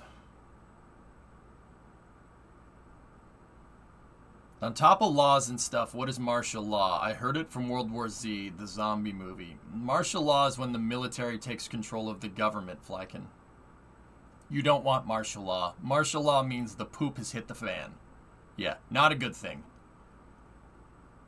Balkans had conflicts before the World Wars. A theater play exists called Powder Keg. Yeah, I know, fellas. I know. The Turks and the Greeks have been at it for about 4,000 years. Actually, probably longer than that. I know. They still don't like each other. Don't you have a special guest? I'm waiting for him to show up. John? Yep. Well, it doesn't mean IRL, but martial law basically takes away the Bill of Rights. It suspends the Bill of Rights. That's not a good idea. You don't want to. If that's happened, something really went wrong.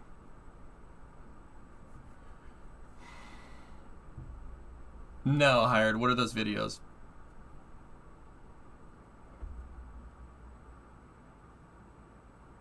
I haven't seen the Firefly video yet, Fuzzilla. Is it in the same aspect of like militarization zones?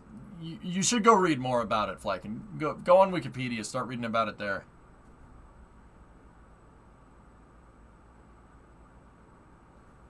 Yeah, I mean, history's cool, man. There's a lot of cool stuff with history, guys. I mean, yeah, everybody tends to, I mean, I don't know. It kind of varies, but yeah, history is super important. You know, I like learning about that stuff. But I think that the whole mutually assured destruction thing is the reason why humanity hasn't had a large-scale war since 1945. So you think literally what I've been saying for the past, like, 30 minutes? Yeah, thank you for agreeing with me. Magellan, hey, did you see the wildfire that started out west of Santa Barbara last night? They shut down the 101 part of the way to Vandenberg. You know what I've noticed? Every single... This is going to sound so terrible. Every single road that we drove on for Route 154 now has a natural disaster on it.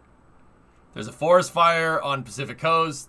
There's tornadoes in Oklahoma. There's... Yeah. What happened? What happened here? Yeah, Ford Power! Yeah. There's tornadoes in in northeast Oklahoma where we broke down. There's forest fires literally up the road that we drove to Vandenberg.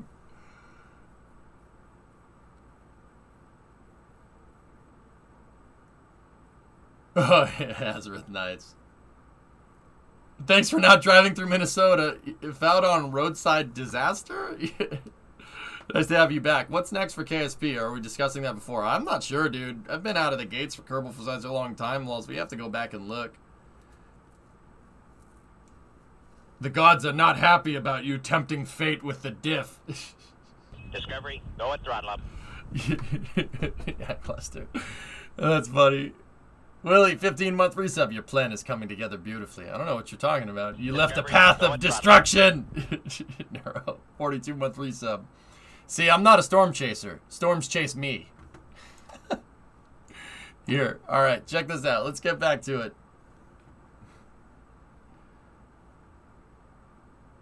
Sure, I should be happy you didn't travel I-80. Yeah. Is anything bad happening in Erie, Gaw? We should probably check that out.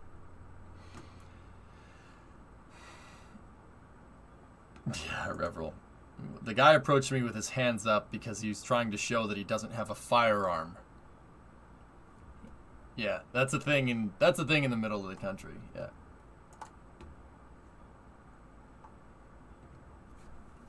I think your car needs to be looked at via an exorcist. No, it's fine. Back on topic. What's the mission of Astra the company? I already answered that. Fly can go back in the VOD. All right. Next bit of news here. So, Nero pilot with a 42-monther in there. Sorry, Magellan. All right, cool. Yeah. So, beautifully packaged. The second European service module for Orion is ready for shipment. This is the service module that will fly crew on it on the Artemis 2 mission. It's ready to go. And it will now be shipped to operations in checkout at Cape Canaveral Kennedy Space Center, which is cool. There's some awesome Artemis news. We got the second one. Second ESM is ready to go. Speaking of that, with the addition of the Orion stage adapter, the NASA SLS portion of stacking for Artemis is complete for Artemis 1.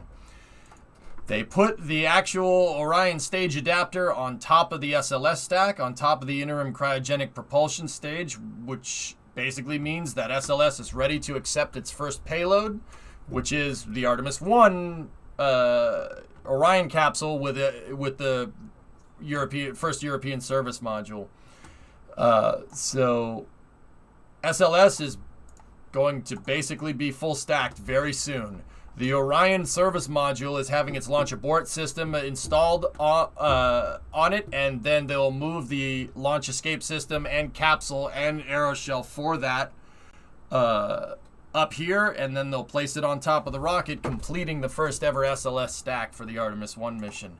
The Artemis 1 mission will launch the Orion capsule out to the moon for a 21-day stay out at the moon and back, and also it's an all-up test for the Space Launch System, which is a shuttle-derived launch vehicle using hydrogen and oxygen in the core stage and gigantic 5-segment solid rocket boosters. It's pretty crazy to think that this picture right here is I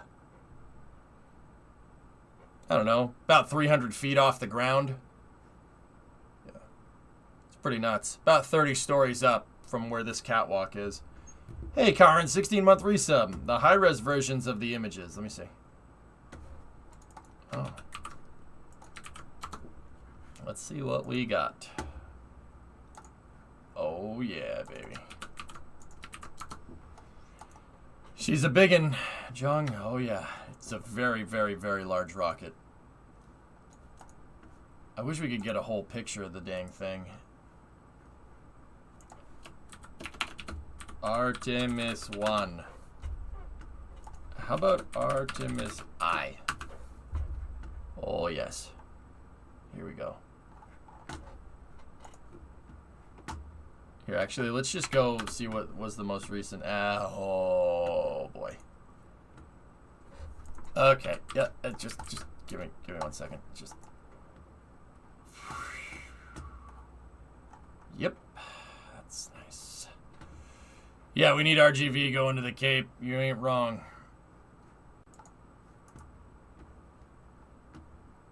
Wow, that's a pretty cool picture.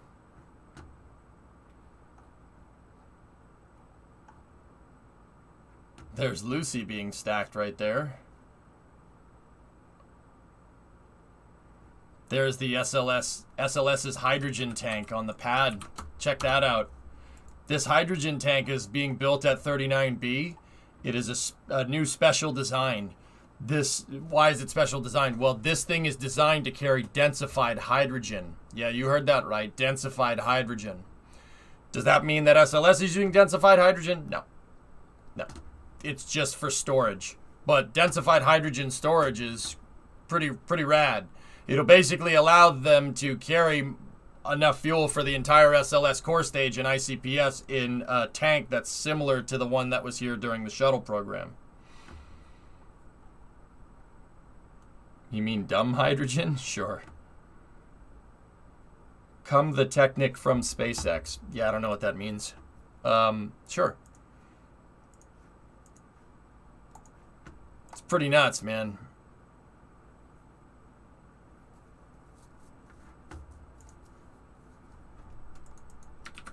Not with the OSM, but this was posted when you were gone. Yeah, I know this picture.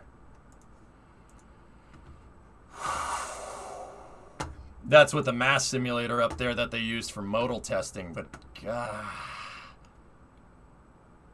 it needs a bigger payload fairing. Jesus. She needs a bigger payload fairing, man. This is ridiculous. How do you stop hydrogen from leaking? Keep it really cold and keep it at extremely high, or keep it at a high enough pressure.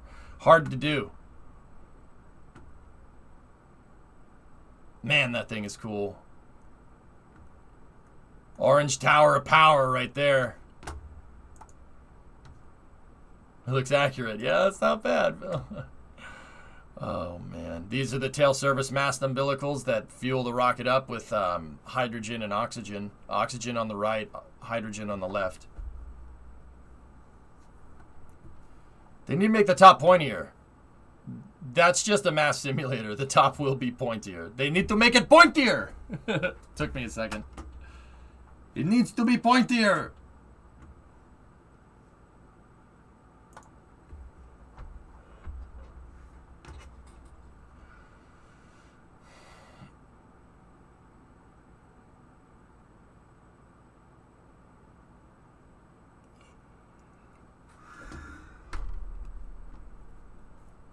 SLS should be scheduled for a launch either by the end of the year or in early January. Early next year. Either way, we're looking at a launch unless something goes really wrong in the next, I don't know, 4 months.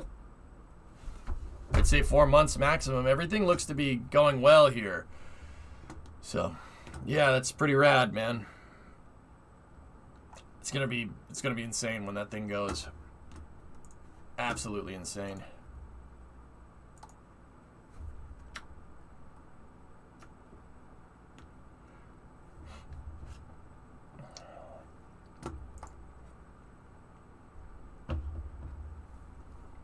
All right, what else do we got? So speaking of the Artemis program, NASA and Australia have signed an agreement to add rover to future moon mission. Australia is on board with the Artemis program, which is pretty sweet. Will they use the same transport system for SLS as the space shuttle to the pad? Yep, mobile launcher. Well, nor there's a slight difference. Okay, hold on. So, a little bit of quick history here about Launchpad 39. So the shuttle used mobile launcher platforms, MLP. The reason why it's called a mobile launcher platform is because it didn't carry the entire launch pad. The shuttle had the fixed service structure and the rotating service structure out on the pad. Fixed. So this is not an ML. Now the Saturn V... Saturn V used what's called a mobile launcher. That's exactly as the name implies. The entire launch pad gets moved. This whole thing. SLS is using something very similar to this. The entire launch pad is on this platform and it gets moved by the crawler transporter all the way out to the pad. This is the entire launch pad. All you have to do is set it down over the flame trench at 39B now and then hook the fuel lines and the electronics up. That's it. Mobile launcher. The reason why they did this is because they didn't want their integration buildings near a rocket that if it rutted, if it had a problem on the pad, it would be equivalent to a low yield nuclear blast. So they tried to keep the VAB far away from where the rocket was launching, the integration building. The shuttle used the same thing. They used the same platforms, but they converted them from mobile launchers to MLPs for short, mobile launcher platforms. And then they use that throughout the shuttle program. SLS uses something that's more like this. In fact, in those pictures, if I bring those back up, you can see them.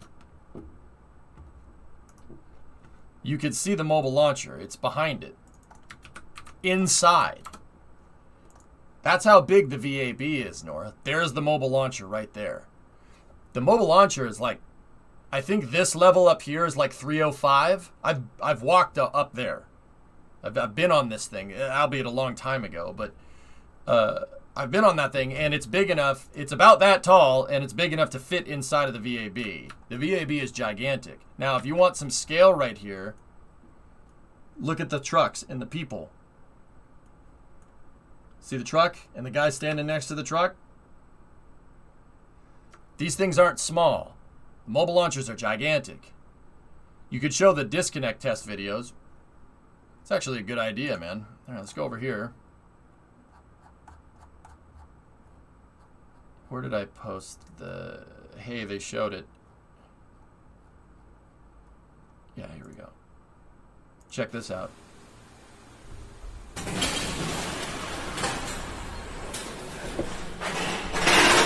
There's them doing umbilical disconnect tests for when the rocket goes...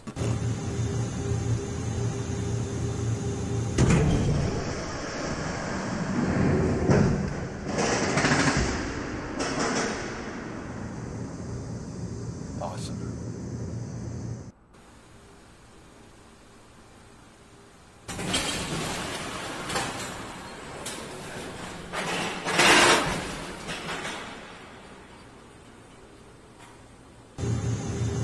So the crazy thing is that this camera is probably, I don't know, Rocky, about 300 feet off the ground. The ground is 300 feet that way. The VAB is freaking huge. It's 500 feet tall. Yeah, the ceiling's up there. This picture was taken from about the same height as that video. We're 300 feet off the ground. If you look down right here, you're looking 30 stories down to the ground. Oh, a high-res version. Lovely.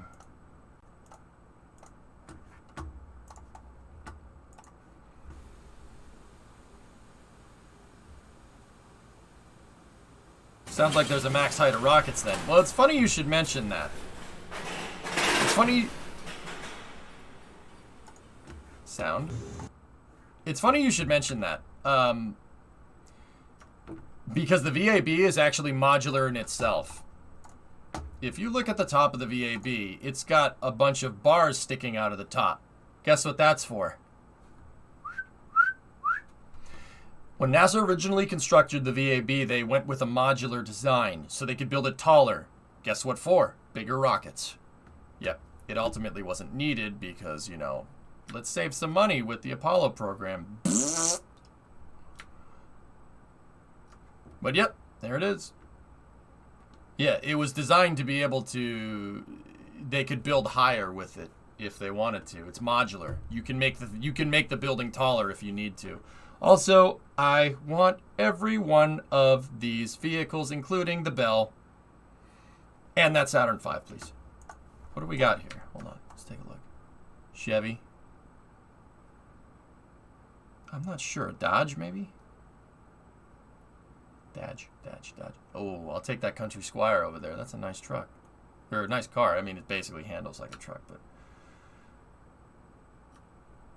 You don't like the Apollo program? I don't know how you possibly could have gotten that daggin from what I said, but sure. No, I don't. I'm kidding, man. Yeah, of course, dude. Duh.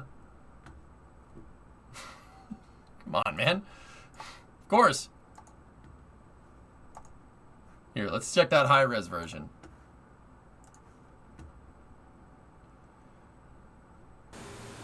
Ooh, very nice. Yeah, you can't even see the ground in this picture. It is a little rough. Not wrong. Hopefully they clean it up.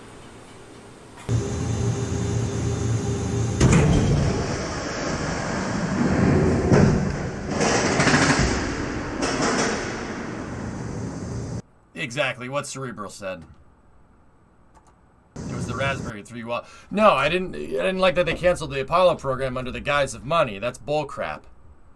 If you canceling it saying that it's going to cost too much is stupid. That's like buying a Ferrari, right? and then saying, oh, you know, we bought a Ferrari and now we have a Ferrari to drive around, but it's too expensive, so let's just keep it in the garage. Oh God, that's too real.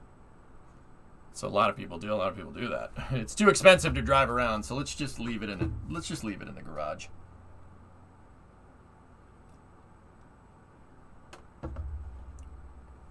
That's too real. I wonder if it had been possible to strap a shuttle to a Saturn V and use its Hydrolox tanks for the RS-25. Dan, here, check this out. That was a concept for the space shuttle. Serious. They wanted to take a shuttle and an external tank and put it on top of a Saturn V first stage. They deemed it to be too expensive, which was... Sure. Hayes Grayard actually did a really awesome video from it right there, see?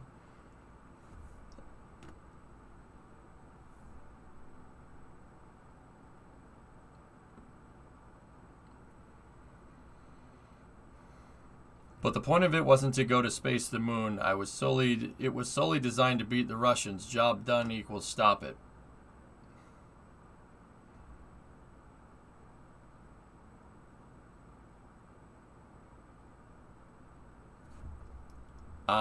That's not how spaceflight funding works at all. Yeah, that's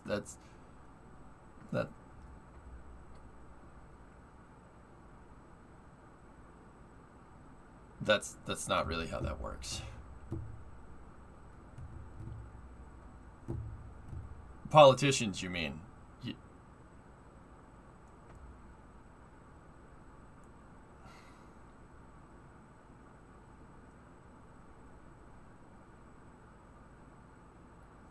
Yeah, I get what you're saying, which is what I'm trying to tell you, Far. So are you agreeing with me? Because I'm confused. Because, okay, so the politicians saw it as too expensive, right? From what you say, oh, it's too expensive, But you understand that after you buy the damn thing, driving it, so to speak, to go back to the Ferrari analogy, is a lot cheaper than actually just, you know, buying it again. Long story short, the reason why the Apollo program had a huge price tag is because we invented a bunch of technologies that didn't exist. Like one of them being, oh, I don't know, a digital processor for our guidance systems. That's kind of important. I mean, Apollo advanced guidance systems for rockets probably by about 50, well, not, I wouldn't say 50 years, 20 years at least. That's why it carried such a big price tag. But operating the rocket is not nearly as expensive as designing and building one, especially a super heavy launch vehicle. So them canceling it under the guise of money is literally the stupidest thing I've ever heard. You could have cut NASA's budget by 75% and still been able to operate the Saturn V on a pretty much quarterly schedule? Yeah, absolutely. You have all the equipment built for it. They built all this stuff for this damn space program and then used it, what, 15 times? And then said, nah, never mind. Space shuttle. See what I'm trying to say? Yeah, you say, oh, the politicians saw it that way. Yeah, I know. That's stupid and short-sighted. They didn't see it that way. They used it as a guise to get rid of it to use that money for whatever else politicians use money on. I don't freaking know. But it's dumb. That's a really stupid thing to do. You footed the bill for a Ferrari and then you never used it.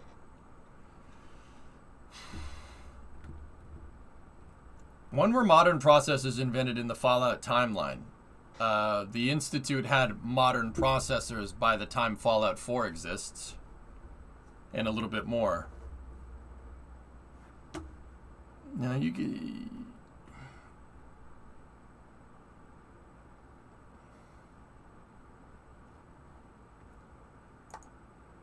Yeah, but see, you can't say, oh, stupid short-sighted politicians. We can't sit here and say that and in the same breath like the Apollo program, because that was a byproduct of those same stupid politicians. You know what I mean? Like, you can't have it both ways, dudes. It would have been cheaper to basically keep flying the Saturn V than it would have been to develop the space shuttle. Fact. There's no way. There's no way that operating the Saturn V would have been as expensive as developing the space shuttle. There's not. That's not how economics works at all. To be fair, aren't a lot of these technologies already developed? I know it's a jobs program. Farfuji, what do you mean? What technology? What are you talking about? Tripricore Vulcan once again teased by Tori Bruno. Cool. Cost per flight was cheaper than the space shuttle. The thing was so expensive. The reason why the space shuttle was so expensive, Far, is because they tried to operate it like a rocket and not a plane that flies into space. When pre-Challenger, when the shuttle was flying almost once a month, oh yeah, you definitely got a bang for your buck there. Absolutely. No new launch vehicles, no new launch vehicles, whatever you do, no new launch vehicles. Indeed.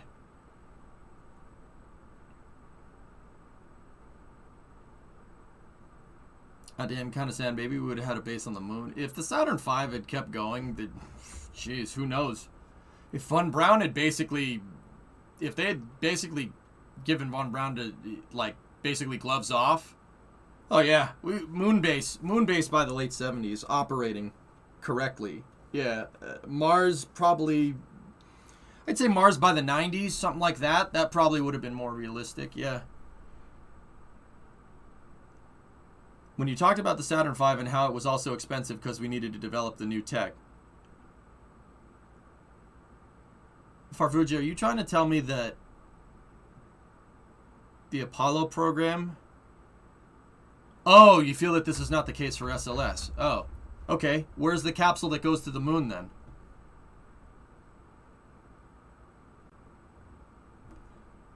Discovery, go at throttle up.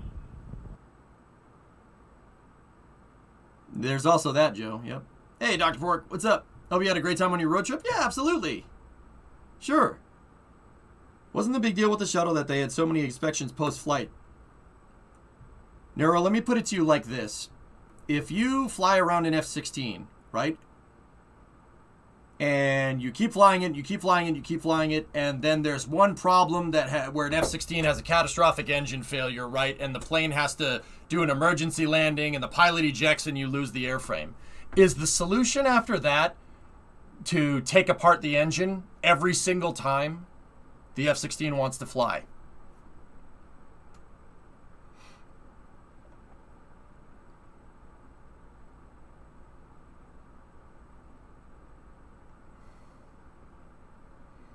Think about it, because that's what they did with the shuttle. The only way to ensure that nothing goes wrong is to completely rebuild the engine every time. That's what made this. They did it out of an abundance of safety. Rather than developing the vehicle further, they froze the development, and that was the practice. Tessa, you all right? Nope. Understand why it failed and keep flying. Bingo. They did the opposite of that after Challenger. Not a good idea. The shuttle could have been amazing. Shuttle could have been what we all want Starship to be. Easily. Easily. Oh yeah, you needed to fly it more, not less. Flying it less actually made it less unsafe statistically, which is funny to me. But those stats are all in retrospect, so it's hard to predict the future, long story short. Well, part of that reason was that they had to use non-cryoproof O-rings that turned to ash in the engines. They essentially used nylon rope. Oof. The Air Force Space Shuttle got transferred to back to NASA. Well, the Air Force Discovery was going to be the Air Force's Space Shuttle. Yep.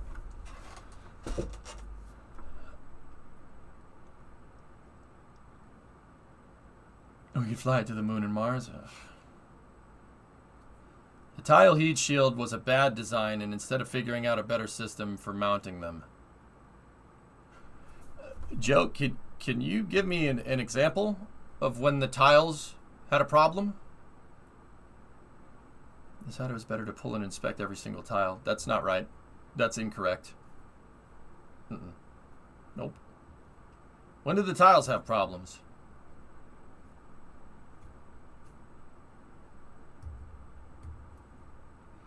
They didn't pull and inspect every single tile. They resealed them. That's why the tiles have dots in the center, because that's where they re-injected adhesive. The problem is not with the tiles during re-entry. It's after. Moisture, which the tiles were never designed to get near, and the shuttle's landing in Florida, keep in mind, a little humid.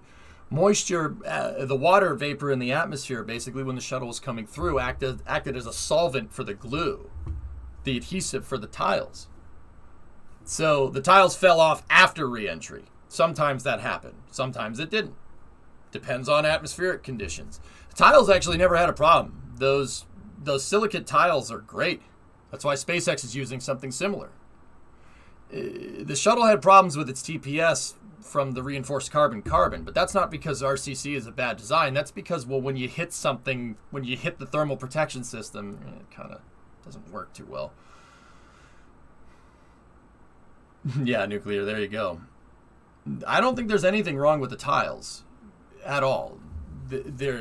Now, the adhering mechanism for the tiles, oh yeah, absolutely. That's why SpaceX is trying to do a mechanical adhesion system. They're using basically tiles that bolt together. But even then, that's having its own fair share of problems. That's what I'm referring to, the adhesive. Yep. Tiles are okay. I mean, the shuttles, the problem there, I agree with you, is that they didn't make interchangeable tiles, which is just stupid. But then again, interchangeable tiles on the space shuttle is as weird as interchangeable panels on an airplane. Like, do you take part of the fuselage off of a 737 and, weld it to another one? I mean, you can. I wouldn't do that. I mean, well, it really depends, but you see what I'm trying to say? It's like the tiles were supposed to stay with the vehicle. They were supposed to be part of it. They weren't, and obviously weren't designed to fall off, but. All right, DeJong, see you, buddy. Weren't all the tiles a different dimension for different parts of the shuttle? They had different tile thickness. That's why they're non-interchangeable. Certain parts of the shuttle's thermal protection system needed a thicker tile. Certain parts didn't.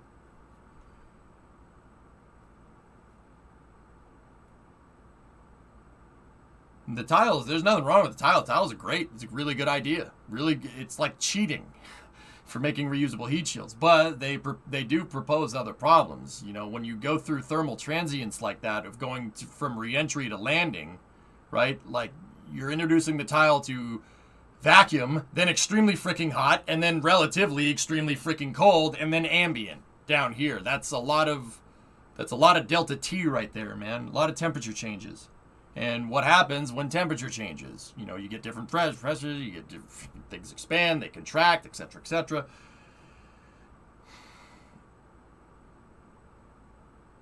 But producing 10,000 different shaped tiles and 10 each instead of 10, the costs go through the roof.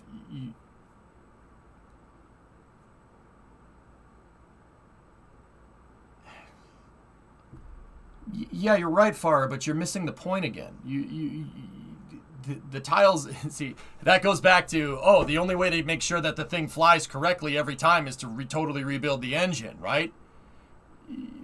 That's not good. Like, that's not a good way for reusability. They originally were just basically going to have a tile refurbishment facility that would replace the tiles every once in a while. That ended up being resealing and retiling some of the orbiters almost every time, which, what that tells me? That tells me that they didn't think of a better way to do it because they froze the shuttle's design after 1988 and began doing small upgrades from there instead of big variant upgrades.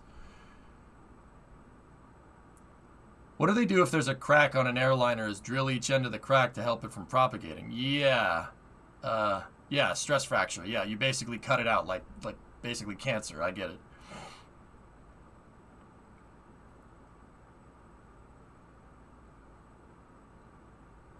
If you need 21,000 different tiles in the first place, your design isn't too good. That's why they didn't do that with Starship.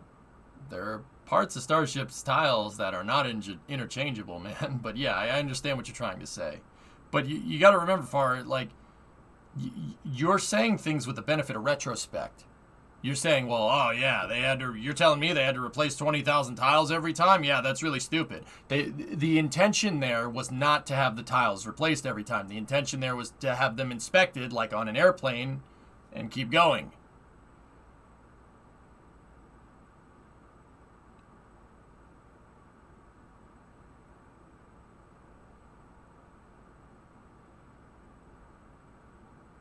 You're talking about the R8 budget. Found the document for 1965.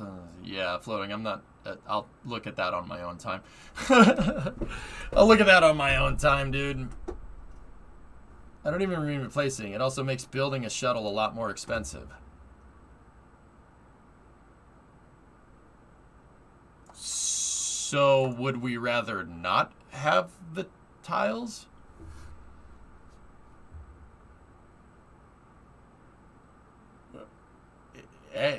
If you have some kind of more cost-effective alternative, I'd love to hear it. I don't... What? That makes no sense, man. Okay, I'm gonna keep going, guys. Jesus Christ. What? Here, let's get into Starship. Let's check out the Starship video. There's some pretty awesome Starship news, so. Tiles, yes, but more interchangeable. Mass production again.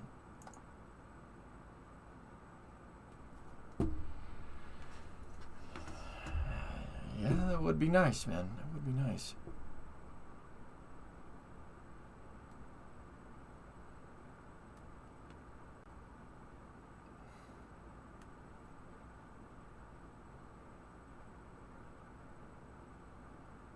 Yeah, they should have built them like airplanes, Hellfish. But yeah, that didn't happen.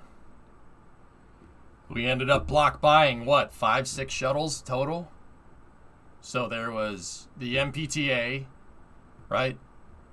There was the structural testing article, right? So there's 098, 099. There's 101, which is Enterprise. 102, which is Columbia, right? 103 is Atlantis. And 104 is Discovery. 6 shuttles. And then Endeavour was built out of spare parts. Because we lost STA, or OV99, which was Challenger. Yeah, we should have block bought like 20 of them. I agree. Well, Hellfish Rockwell kept the damn production line open. Anticipating more shuttles. Part of the reason why the damn shuttle ended up becoming so frigging expensive. We only made 6 of them. Multi-year block buys work great for the F-18.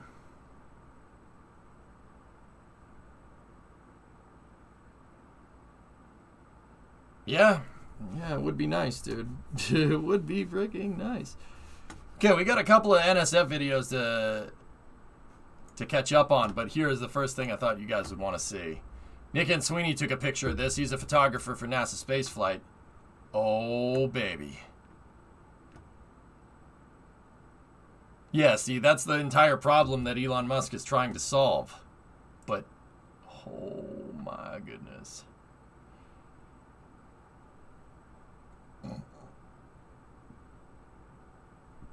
No, Ian, I haven't seen it, but look at Nick's photos, make me happy. That's part of the catching system that hopefully in the future will catch a super heavy booster. The chopsticks attached to the carriage, which will ride up and down on the tower. It's pretty crazy. Here, let's watch some videos about it.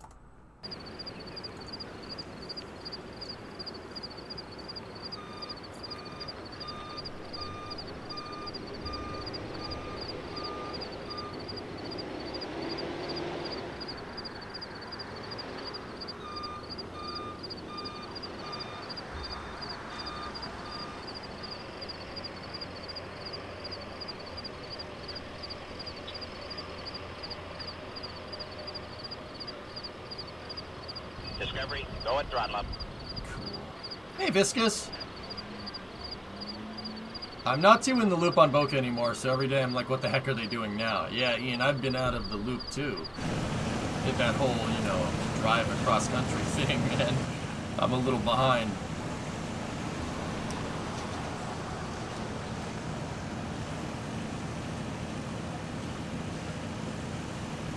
More lights.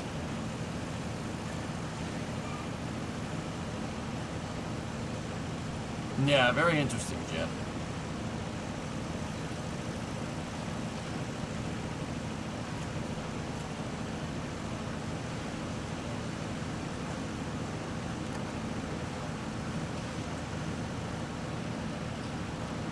Bird, bird, bird, bird.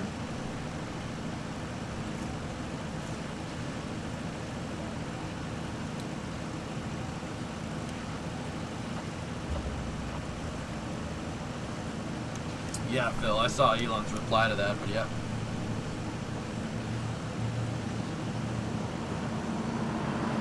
Yeah, Joe, you ain't wrong, dude. Again with the Ferd. You're obsessed with the Ferd. You're obsessed with the fat lady.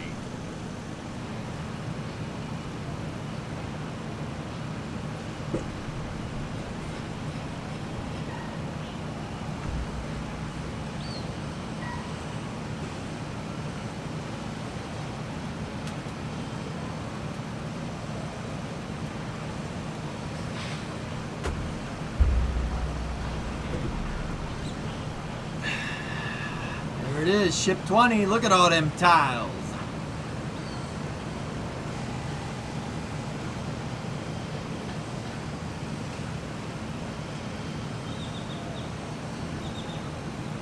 What is it with the fat lady? You're obsessed with the fat lady. Chopstick arm preparing to get lifted. Yeah, see, this is from a couple days ago. It shows you how fast they're going, dude. This video's from 2 days ago. It's already hopelessly out of date. Congratulations on the engagement. Thanks, Pop.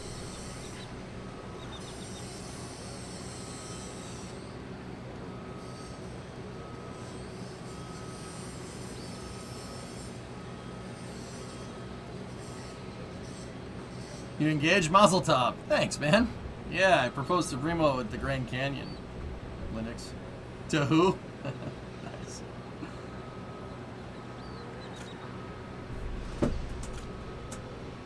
What do you think of the F1 race? I don't know. I didn't watch it.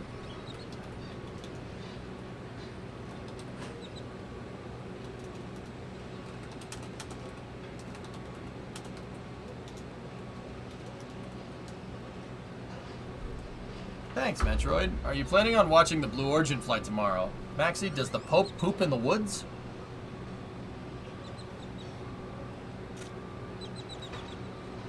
Absolutely. I will be here in the morning. One marriage. When we feel like it. Put a ring on it? Yeah, it did. The entirety of Route 154 was kind of a you know, a strategic way to get Remo to the Grand Canyon without her knowing, or without her being sus, you know what I mean, of what I was doing. You know, but I'm not going to sit here and tell you that I also didn't get a really sweet truck out of that deal, so...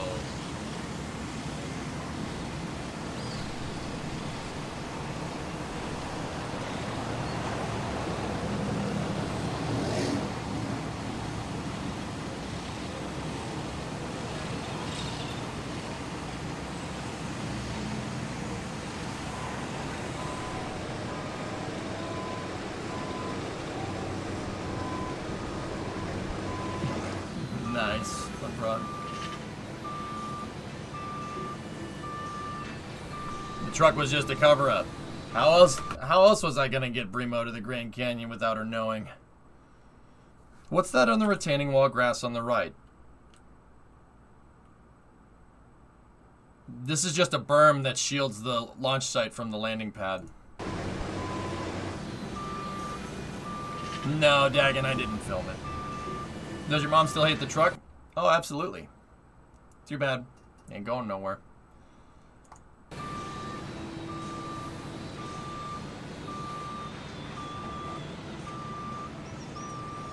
Those would make some sweet BMX pedals. Burp. Yeah, see, this is before they put the catcher arms on there.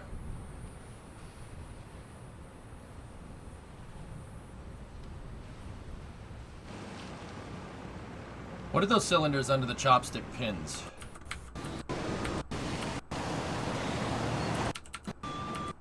I'm not sure what you're referring to. Oh, hey. So you're engaged with the truck then, yeah. By the way, were you able to root cause analyze the rear diff failure? Was it due to the plywood rear wheel burning? I don't know, Kamir. We'll probably never know.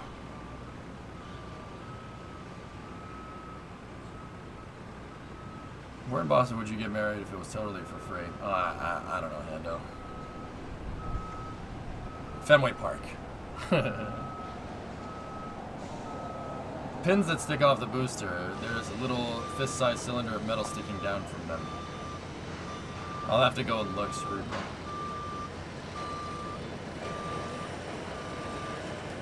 Raptor van. Wait, is that a toter home?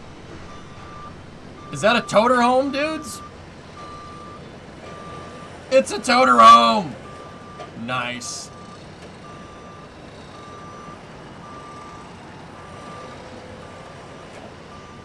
Oh, hey, oh.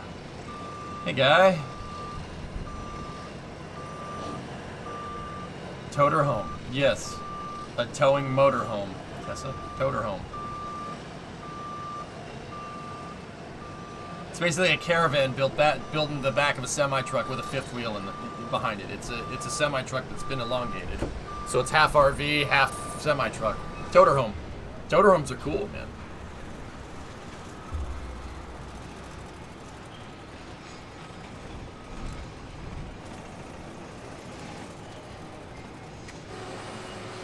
Buckner.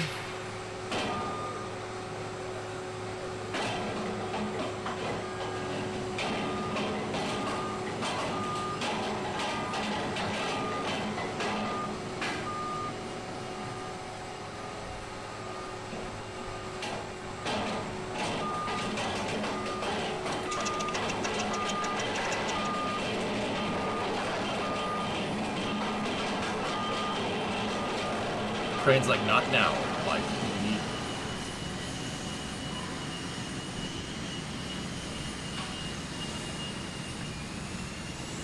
it's called a wagon, Dave. Yeah, it's a separate vehicle. Look at the planes up there.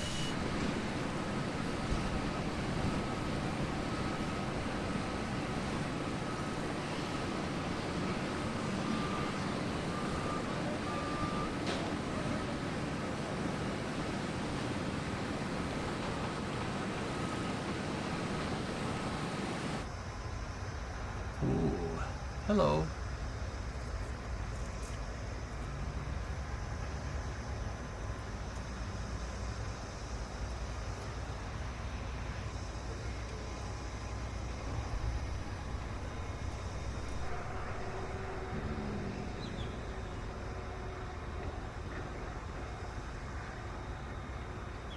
They make good money, Buck. I know a couple of them. Yeah, I was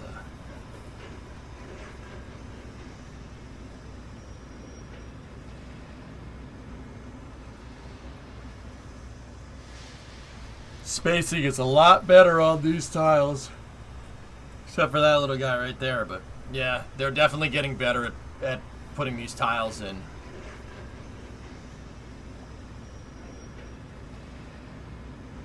What segment is this?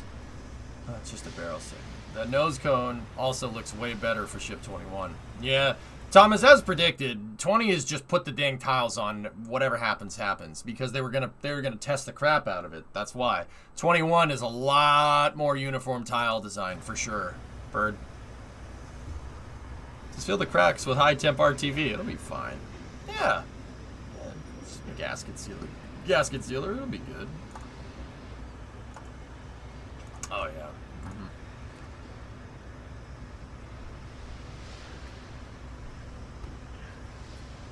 Old saying, how do you get to Carnegie Hall? Practice, practice, practice. Hey, Nasved, 61 months. That's almost 70.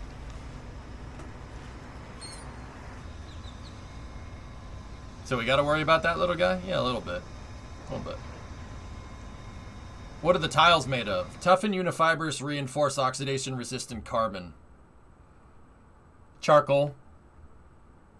Really, really expensive charcoal. That doesn't burn. Parameter G. It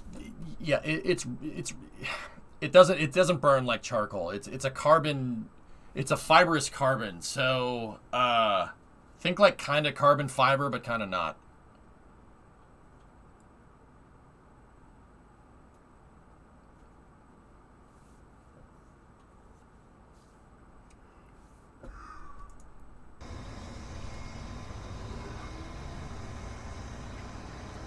It's called Tough Rock for short.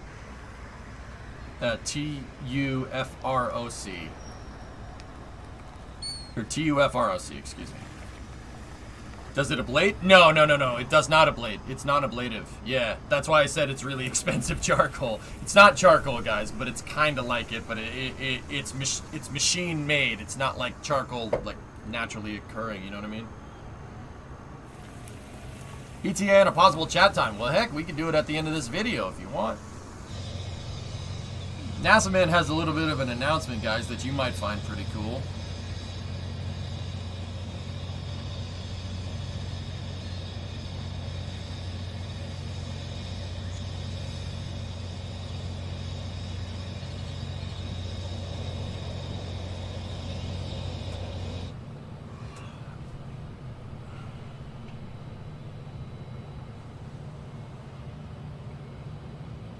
Oh heck, man! You know I got you here, Sawyer. So let's just do it now.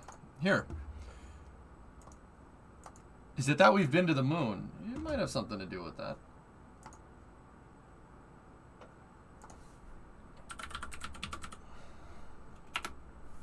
Okay. Sawyer, are you ready for the event? I'm gonna give Sawyer a video call here.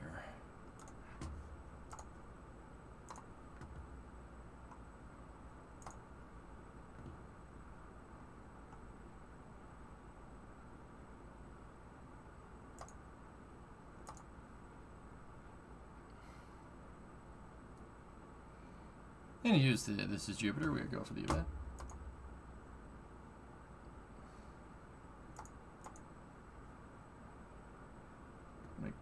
Hello? Hello. Oh, hey Sawyer, how you doing? Good. How are you, EJ? I'm not bad. So, what's this thing you want to tell us about? Does it have to do with So- space? Of course, it has to do with space. All right, then we're good. We're in space news. I would hope it is. Yeah. I mean, if you tell me you got a new, patio, I mean, I would be happy, but Yeah. No. And Panta, no, I don't believe I'm going to be the priest at the wedding at this moment. Are you ordained? I can be in about 10 minutes. Right. Right. Anyway, you guys, this is NASA Man. So, sorry, before, not everybody might know who you are, so introduce yourself here. All right. My name is Sawyer, aka the NASA Man. I am the host of the Talking Space podcast, a member of the NASA Press Corps, so I go and cover the launches, and for the day job that pays the bills, I am a TV news producer in Florida. Sweet. So, are you a Florida man? I am a gosh darn proud Florida man. All right. So, why don't you tell us what's going on here? All right, so this weekend is something really exciting. It is the first ever zero-G flight for people specifically with disabilities. For those who don't know, I do use a wheelchair. I am paralyzed from the waist down. It was the result, actually, of a sucker punch by a bully in middle school. I know, crazy story there. But they then put out a call for everyone to, for people with disabilities, different kinds, to apply for a zero-G flight to prove that anyone and everyone can fly in space, especially now that it's becoming more open to the public. So on board the flight, there are 12 of us that were selected out of hundreds of applicants. There are people with hearing impairments, visual impairments, as well as mobility impairments, and they're all different kinds. And the goal of this flight that will be flying Sunday out of Long Beach, California, is to test what minor adaptations might be needed for anyone and everyone to fly in space. And we're talking minor things. Hey, that's me. Yeah, so we're talking only, small minor modifications like, for people who are hard of hearing, a vibration, a haptic feedback bracelet, so they know when we're coming out of the parabolas and back into gravity. For someone like me with mobility, a way that I can keep my legs from floating apart and doing the splits once we hit zero-G. So things like that. Oh yeah, I didn't think of that. Yeah, that Yeah, there is a video of that. I'll see if I can find it really quick and send it over to you to show on stream of what can happen with that. All I can think of is when, when you had GI Joes when you were little, you throw them in the lake. Yeah. Yeah, this is even a little crazier than that. Yeah. So, yeah, it's I'll see if I can find it again. But yeah, it's kind of crazy. So, yeah, I'll be floating in 0G. What type of plane is that 0G plane? That is a modified 727. Ooh. So, the entire front 2/3 of the plane is basically walls and padding. So the ceiling, the floor, and all the walls are padded, and then the back third is the seats for the normal actual plane part of the flight, getting to altitude. Oh, okay. Yeah. And Yeah, this... and so Go ahead. So the way that this is going to work is it's going to be 15 different parabolas. So for those who don't know, that's when the plane goes up and then back down again. So for each one, they start off with Martian gravity at 1/3, then it goes to lunar gravity at 1/6, and then the other 13 are all 0G. So it's typically 3 0G parabolas at a time, which is 1.8 Gs on the way up, obviously 0 on the way down, and then repeated, a break in between, and then more parabolas. Dude, that's fantastic. That's really cool. It is so cool. I wish I could, like show more documents and stuff here. I'll see what I can get over to you with Discord that we can show on stream. Okay. Let me see. If I... Hang on one second. If I get you a link to a Google Doc, it will help explain some of it. Oh, that's freaking cool, man. Yeah. Hang on. Let me send that over to you. Oh, look at that. See if you can see that or share that somehow on stream. It's looking for access, dude. I gave it to you. Astro access, in fact. Oh, hello. Oh, here, let me try it now. Okay. Here, let me just bring this up on the main screen. Turn on here. Yeah. All right, what do we got? So this is kind of a little behind the scenes brief. So that's how the plane looks with the floating area in it. And so then, yeah. So basically just stick to the first and third slides. Those will be the best explainers. But yeah, it's kind of got on the bottom there the parabolic arc. And so that's the area that we're going to be floating in. That's cool. Yeah, these are all the technical documents and some of it. So the different things that we'll be testing on it. That's awesome, man. Oh man, you're gonna have some fun there. Oh yeah, I'm gonna hope I keep my lunch down too. But yes, I was gonna say don't blow chunks. Yeah, for those who don't know, it is nicknamed the Vomit Comet. I know some of you talking about that in chat. But we had a call the other night with a whole bunch of people, including a NASA astronaut who has spent time on the space station, who will be flying with us. Oh, cool. Astronaut Katie Coleman, who is helping out and volunteering with it. She says that even when she does the 0G flights, she always takes something like Dramamine or, something to keep your lunch down. Because I've heard horror stories of people who have lost their lunch mid-parabola. Oh. Yeah, and if you've seen, they have videos of people like where they, they'll have water bubbles that they float around and try and catch. Yeah, these are bubbles you don't want to try and catch. No, the green ones. Yeah, you don't want those. Yeah, exactly. I mean, I'd do it. I'd probably blow chunks, but I'd do it. No regrets. Oh yeah, that's absolutely no regrets on this one. That's for darn sure. No regrets. And you said this is out of Long Beach. I was just out there. Yeah, I noticed. Yeah. So yeah, there's different locations. They still have other flights, but this one, I should point out, is entirely funded through a nonprofit organization. It is called Mission Astro Access. It also has some support from Yuri's Night, for those who are aware of that organization. But yes, Astro Access is entirely volunteer-based and donation-funded, and they're covering everything for some reason for all of this. For all of us, it's amazing. Well, hey, it's pretty good research, dude. Yeah, I should point out, this is the video they sent us of basically what we don't want to happen with my legs on 0G flight. Is that what you linked? Yes, that is the Instagram video that I just linked. That should be okay on stream. For anyone interested, it is astroaccess.org. Oh, hold on. They boosted the sound like you would not believe. Okay. Oh, geez. Yeah. Well, this is the lower gravity ones to start, and then yeah. Yeah, then you'll so basically my legs don't do that and go all over the place. That's one of the things that we're testing. And also, simple things like if we were on an actual flight, say on Blue Origin or Virgin Galactic or any of those, you're talking maybe 5 to 15 minutes of weightless time, and then you still have re-entry. So you need to find a way to get back to your seat and strap back into a harness. Oh, so my goodness. how do you do that in time? So that's kind of what we're simulating as well, is we all have like an area that we need to get back to after our 28 seconds of weightlessness. And basically make sure that we can, get back and get strapped in if we had to. So, like, okay, you don't... All right, I have a question. You don't want... This is just me generally asking.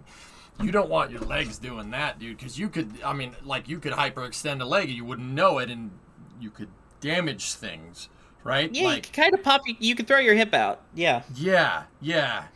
So, And it's, like... it's kind of hard to say, help, I've fallen and I can't get up, when you don't know which way is up.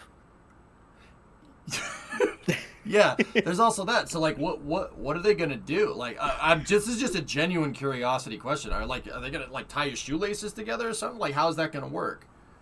And admittedly, that's one of the things that we're trying to work on this flight. So I believe that what we're working on right now is all of us will have our custom flight suits, and with modifications to them. So they're working on a way to basically use Velcro or a built-in strap to keep my legs together. So the area that we're aiming for is basically between the knees and the ankles, somewhere in that area of the thighs, to keep it close together. Because at the same time, one of the other things that we also need to be able to test is station keeping, which is basically, again, staying in one spot. When you're floating in 0G, if you know the people on the International Space Station, they normally put their feet in foot restraints. Yeah, they slip their Obviously, feet into the restraints. Yeah, if you can't use your feet, how can you keep your foot in a foot restraint? So we're looking at things such as handles that could be used to basically help me bend my knees, so I could get in sort of a kneeling position, and then Velcro on the knees to keep in place.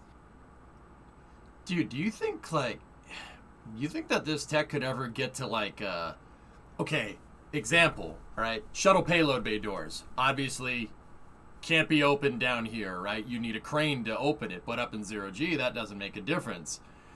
You think there's some type of electromechanical actuation that uses like low power that you could like basically a mech suit that's designed for 0G? You think something like that is feasible? Like one of the exoskeletons that they kind of have out there now, something like that. But in 0G, all you got to do is basically just move around. There's no load bearing thing, so it would be relatively low power use. Exactly. I mean, that's absolutely a thought. And there is a point that this is the first flight. The goal is to hopefully do more and eventually have one or some of us go on an actual flight into space. Whether that be with Blue Origin, Virgin Galactic, SpaceX, any or all of the above. Yeah, you should do that. You should do that part. I would very much like to.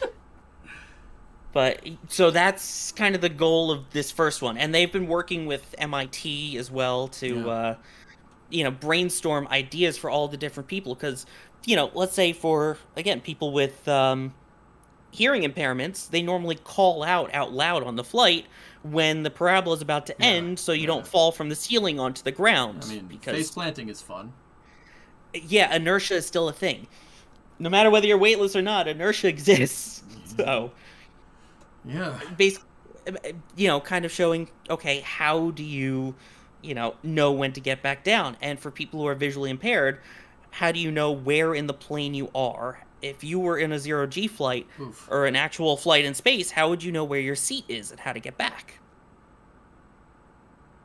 So it's, different for different people. And even mobility impairments. I am actually the only fully paralyzed from the waist down person on the flight. There are people who are partly paralyzed. There are people with prosthetics. Yeah. And so it's different challenges for each of them. So, for example, people with prosthetics, a lot of them if it's a foot prosthetic, you put it on the ground and you stomp on it, and that's how you put your foot on. How do Yeah. you do that when there is no ground to stomp on?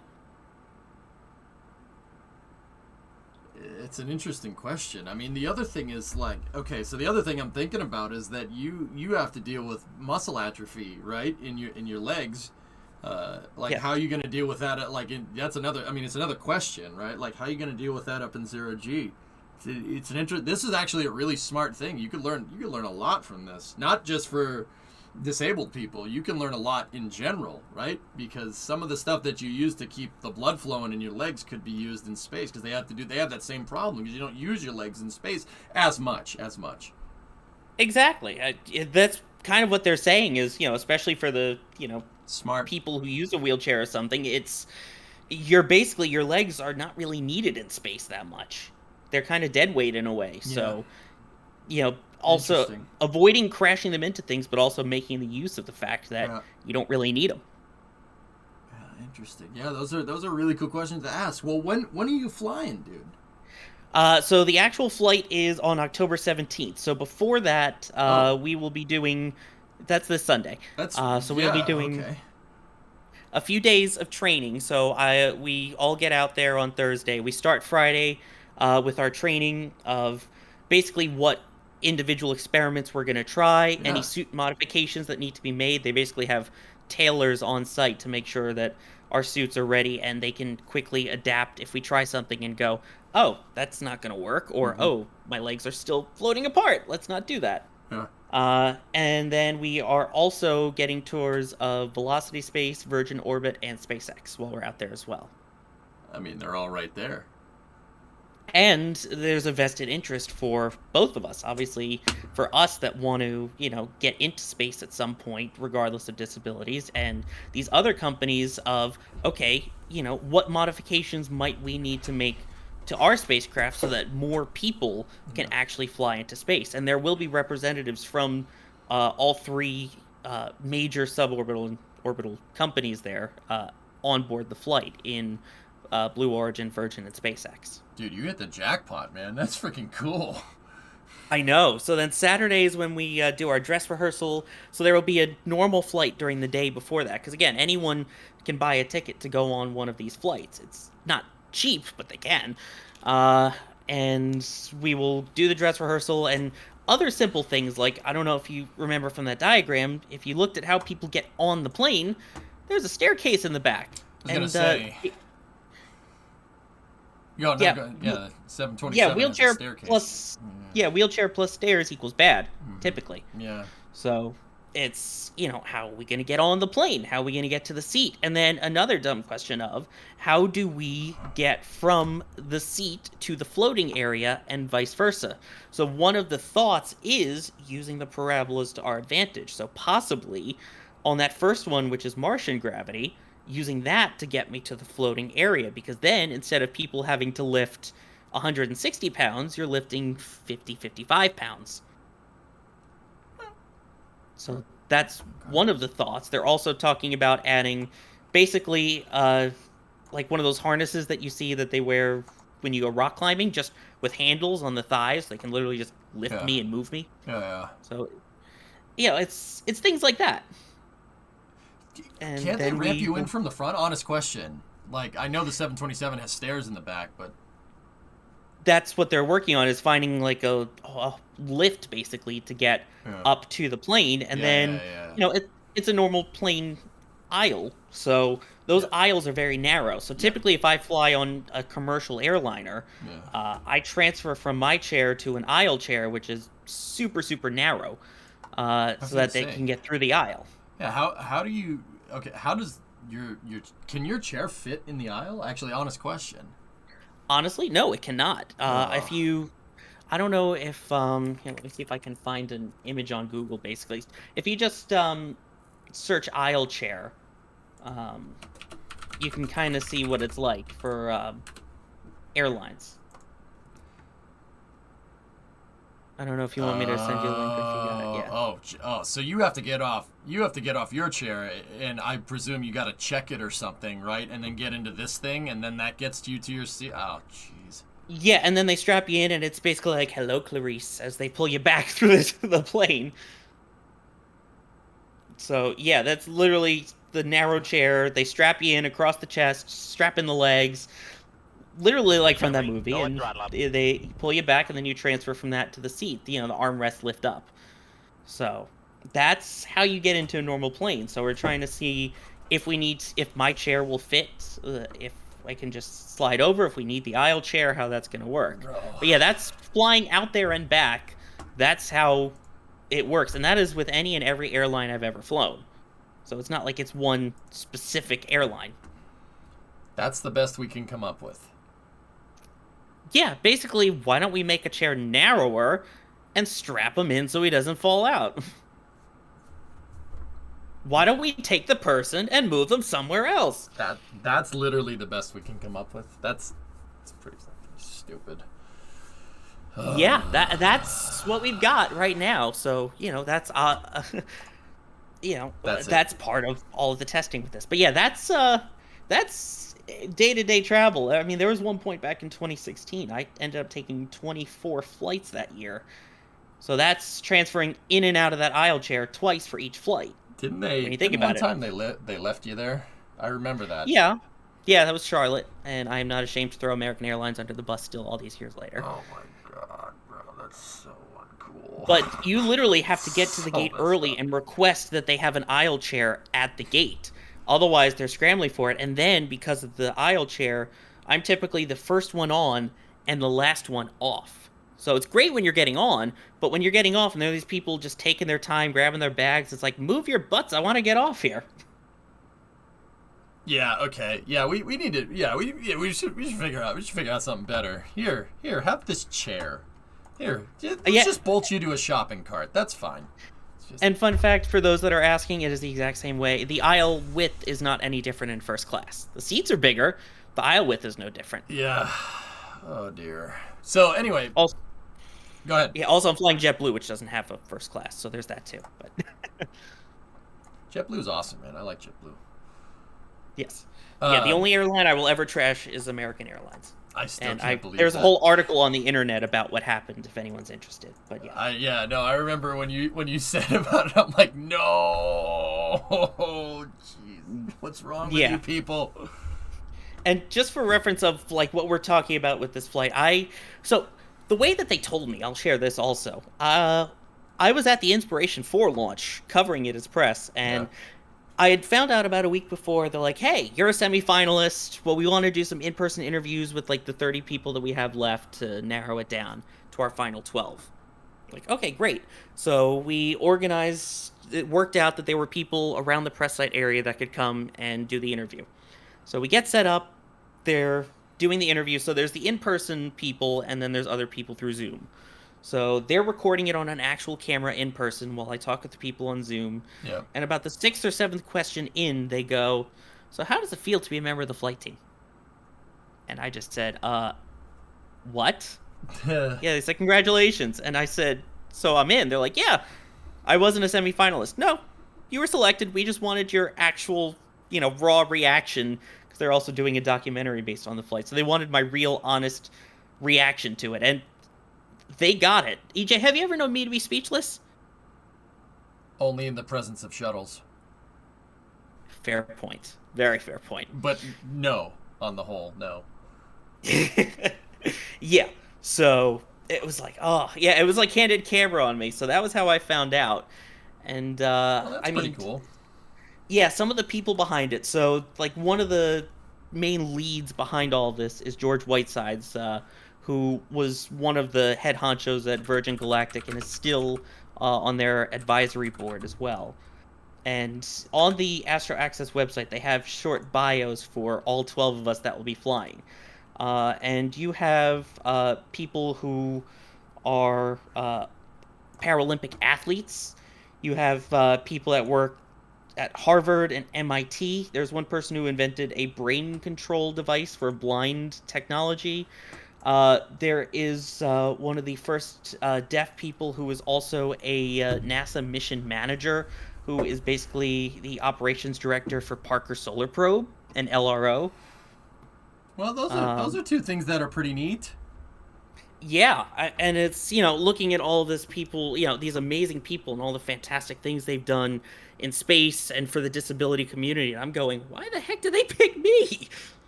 Because you're you. But I mean, yeah, I've got the unique experience as a space geek and, meeting about 100 astronauts. I'm at 98, by the way. We're almost there. Yeah, I you need got 2 me more beat. astronauts. Which someone pointed out to me as they were writing up bios, like, that's 1/6 of everyone that's flown in space. I'm like, no, I didn't. Well, now you do. Hey, Now I do. There's some cosmonauts on that list too. There is, yes, we met him together, actually, you and I. Yep. But I think the hope was also that, to be able to best communicate the excitement and anticipation around this mission. Because, I mean, this is the first of its kind. There have been people with disabilities who have been on zero-G flights. Stephen Hawking has famously done it. There was that video that we showed a few minutes ago. And this is the first time, though, that it's solely devoted to people with all kinds of different disabilities and making it work. Not just, oh, okay, for this flight, we'll do one little thing. It's, no, we want it to work for space flight so that anybody and everybody can go to space. Because we're in a time now where, again, Virgin Galactic, Blue Origin have all flown suborbital flights. SpaceX with Inspiration 4 just coming back. That... Haley Arsenault was the first person to ever fly into space with an internal prosthesis. Yep. Yeah, that was pretty rad. I mean, that mission was freaking awesome. Yeah, I was a fan. And it was all for a great cause and fantastic people, and I loved how they shared the story. But the big thing is, that was our first real person with a disability to fly into space. And now is the time for us to act and say, you know what, if we're just in the early stages here, we're in the launching pad, essentially, for lack of a better word, of private space flight, space for everyone. So why not from right now, from the very beginning, make it so that it is actually for everyone, regardless of ability or disability, so that we can all, open up space to everyone. Yeah, that'd be pretty cool. Pretty inspiring. Yeah, I think so, too. That's awesome, man. Well, hey, congratulations. Thanks for giving us a spiel, dude. That's pretty sweet. Hey, can we stream Thank you. This is the part that's going to kill me. They told me I'm not allowed to put anything on social media the day of the flight. Damn it. I know. I Wait, want to share. Well, Twitch isn't social media, just saying. What I can do is I can, talk about all the events going on and probably do some streams or send in some videos while I'm there. I can do that. Hey, that if you want to send us some video you floating around, I would not be complaining. Let me put it to you like that. I will hopefully have some of that video. They're making the video public the day after, that Monday. So as soon as it's public, I will send it over, and maybe that next Tuesday we can follow up on another Space News about how it was, and hopefully share some of the pictures and video. Dude, if you get selected for another flight, we gotta stream the next one, dude. We gotta stream it. Oh, I'm making sure of that. I mean, I literally had someone tell me to create a TikTok to, start documenting all this, of which the old man I am, I did actually create one. I have no clue what I'm doing with it, but I created it. But, yeah, no, I wish I could do an accidental butt dial from the flight. But, again, there's going to be a whole bunch of, professional videographers and photographers documenting this whole thing. And they basically told us, keep your phone away. It's almost like the same advice that I give people the first time they ever see a rocket launch, which is, put your phone away, observe it with your own eyes, because there are plenty of people out there that get paid a lot more than you do to take these photos professionally, and will take photos way better than anything you could take. And for the very beginning, when I started watching launches, that's exactly what I did. And now I'm one of those people taking the pictures. But that's what they're saying here, is keep those phones away. There are professional videographers and photographers documenting the flight. So, enjoy the flight. But the second you get on the ground, record a video or a voice memo or something of your initial reaction so you don't forget. Because they say those 2 hours go by quick. Mm-hmm. Yeah. That's amazing, man. Well, dude, I'm so happy for you. That's awesome. Like, I got a crap-eating grin over here, man. I see it, and I am so... I mean, I know you of all people would appreciate this, because, Absolutely. it's space for everyone. You and I, that's one of the things we bonded on when we first started chatting on Twitch, is that we love space, and we want everyone else to love it too, because what's not to love about people going up and exploring the stars and other planets and, that kind of stuff? It's so cool. So, to be able to spread the word that now it's for everyone, that it's exciting. And I wish you could see the crap eating grin on my face right now too. Well, man, hey, be sure to keep us in the loop. That's happening this weekend, man. Keep us updated. Yep, and I put a link. It's astroaccess.org for anyone who's interested in learning more information. They're also on all the social media channels as well, and to basically read about the other insanely impressive ambassadors and people that are working with this mission. Because, again, like I said, I read the list and go, they chose me? Yeah. With all of these people, they chose me? That's awesome. So cool. Yeah. Yes. So I will absolutely report back on how hopefully awesome it is, and I will hopefully keep my light breakfast down, which they told us it will be a light breakfast. Yeah, it's probably for the better, man.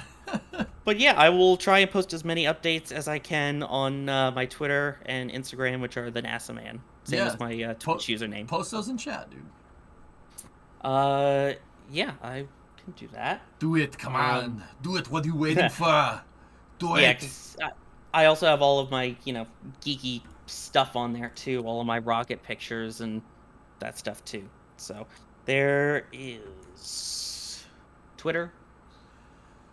And then let me get you Instagram as well, and those are probably the two places that I will be posting the most during this mission. If you guys want to know why Sawyer and I are friends, Sawyer, what shuttle had the least amount of tiles on it?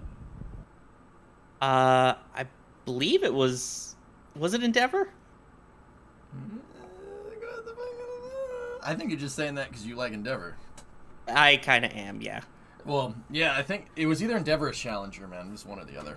I thought it was... it was tough, because I know Challenger was technically the experimental vehicle, OV-99, which then got put into service. But obviously every shuttle after Columbia had fewer and fewer tiles as they improved on the system and the materials and made it lighter. Yeah.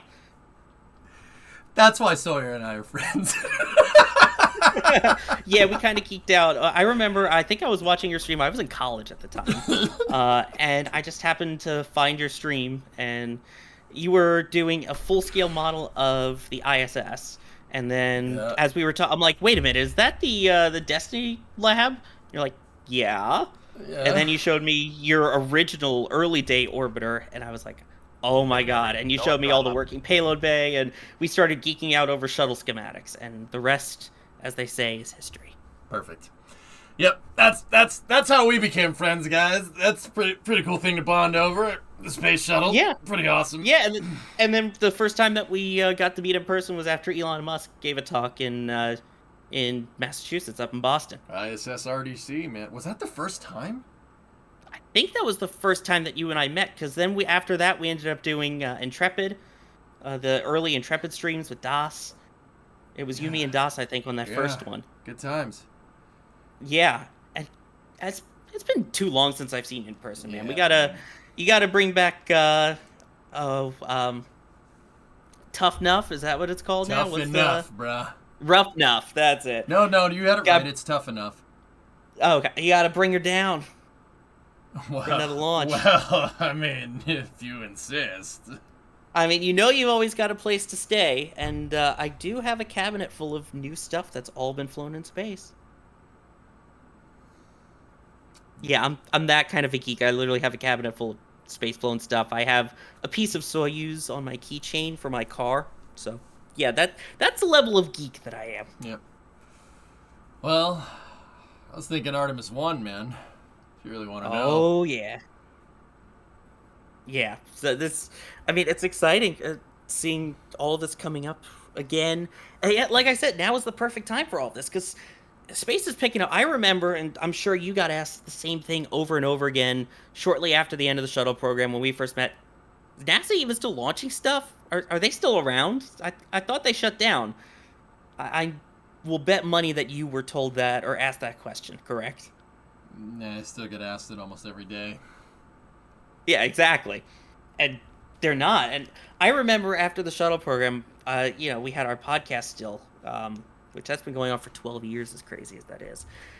We were talking about it going, what are we going to have to cover after shuttle ends? And now the problem is we have too much to cover now that shuttle's over with everything going on and all of these smaller companies also popping up. I mean, we've got the Axiom mission coming up in February, the first private, civilian mission from the U.S. to the space station. There's the cosmonaut actress that's up there. So space is starting to open up, and we got Shatner's flight scheduled for tomorrow. There's something on the leg. Something on the leg. I'm sorry, what were you saying? Yeah, he actually did say in an interview that he will keep his nose pinned up to the window, but he hopes that he doesn't see any gremlins. He doesn't want any gremlins, which actually happened in a Twilight Zone episode. But yeah. So, make space for everyone. Why not? You're already making space accessible for ordinary people, as in not super celebrities, not, Well, I mean, it's like I'm saying, the needs are the same. The needs are exactly the same. You have to prevent atrophy. That's something you have to do anyway. So it's not that much of a stretch, Like, let's do it. Yeah. Might as well. We're here. Let's go. Exactly. People really don't use their legs in space. I don't use mine on Earth either. So why not? That makes perfect sense to me. Why not? Yeah. Might as well figure that one out while we're here. It's easy pickings. So that's why I'm so glad and honored to be a part of history, as more history is already being made. So, why not just keep making it more historic? Why not keep sending more people to space? I'm down to always go cover more rocket launches. As am I. And if I happen to be on one of them, that wouldn't suck either. I mean, you're going to need someone to help film and document this in the future. You're right. I could reach out to John Krause. Damn it. No, I'm kidding. I would definitely have you there. Well, it's worth a shot, guys. Yeah, no, I'm kidding. I mean, just from a personal note, I remember one of John Krause's first launches as he was learning the ropes, and this kid's pretty good. He's doing other stuff on the side. And then it was kind of so proud to actually see him out there in the, with the crew on launch day. It's like a father watching his kid grow up. It's like, I'm so proud of you, John. Guy flies around in fighter jets nowadays, dude. It's kind of a big deal. Yeah, I got to give him a fist bump afterwards before That's launch. awesome. He came over to the press site. We fist bumped, and I'm like, "Good job, man. You doing good?" He's like, "I'm hot." Apparently, the ninja suits are very hot, but otherwise, yeah. So, but yes, I would absolutely have you come on down if you and Das wanted to do something. I would make sure to get you guys down there. Just keep me in the loop, man. All right, guys, that was the NASA man, Sawyer here, telling us the big news about how he's going on a zero-G flight. That's really cool. Mission Astro Access. Again, astroaccess.org. All their social media channels are there as well. We'll be tweeting about it and during it, and I will hopefully, if you want me back, I'll come back and share some cool pictures and videos and let you know whether I kept my lunch down. You don't have to mention that last part if you don't want to, but the videos, yeah. No. All right, fair deal. I'll see you, well, when are you going to be home? Tuesday? Yeah, I get back a week from today. All right, I will see you in a week then. Awesome. Yep, thank you everyone for putting up with me and listening to this, and I see a bunch of you guys have already helped follow on social media. Thank you, and again, if you're interested in learning more about the organization, it's astroaccess.org, and it is completely volunteers. It is all, nonprofit that's working to make space for everyone. Pretty awesome, dude. All right. Well, hey, good talking to you. Thanks for telling us about that. You got it. I'm going to go eat dinner because I just came home from work, but... Okay, don't throw up. Wait. Whee! All right, man. I'll talk to you later.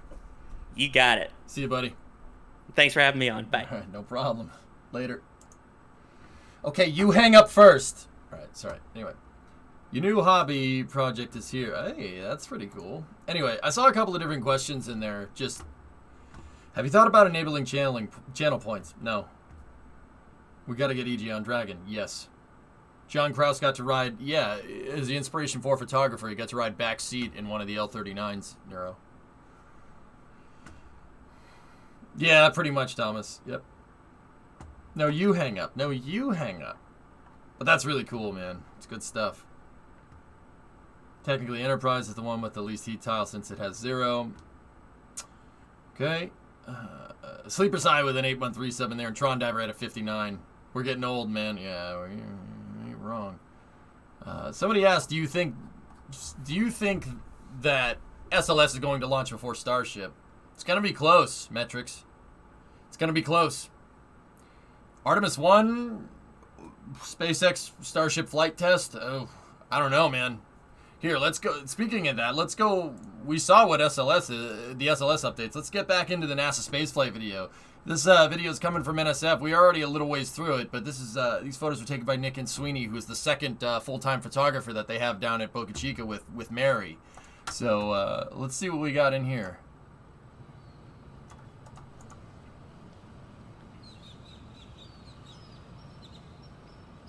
NASA doesn't want that to happen. Yeah, Joe, guys, it's not gonna make a difference. Who gives a crap?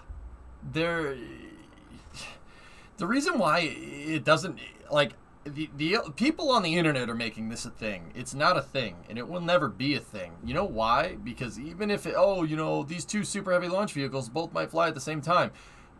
One is a finished vehicle that's doing all-up testing. The other one is a complete flight test. If you wanted to compare apples to apples, this Starship flight test would be the equivalent to EFT-1, Exploration Flight Test 1, which was in 2014.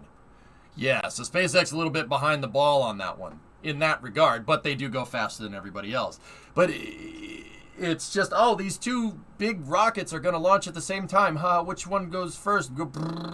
If Starship goes first, look at how quick SpaceX, yeah, they're not really comparable. The Artemis 1 stack is a fully complete rocket.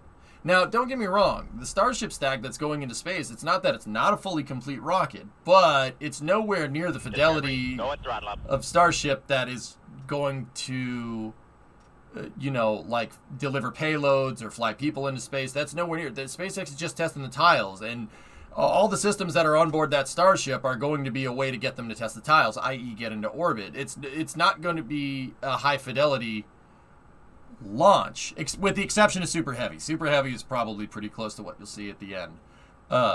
So once again, you're comparing it to like EFT-1, which was the thermal protection system test for Orion in 2014. Same idea. Billy, 59 months.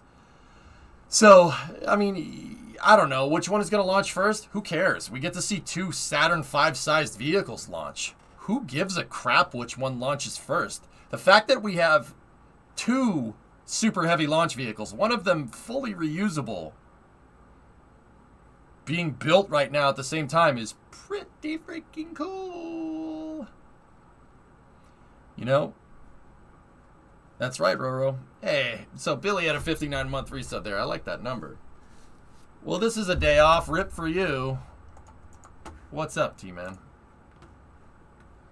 SpaceX will launch a batch of Starlink satellites on Vandenberg from Vandenberg Space Force Base Sunday, October 17th. Launch time will be between 10:34 a.m. and 11:34 a.m. Pacific.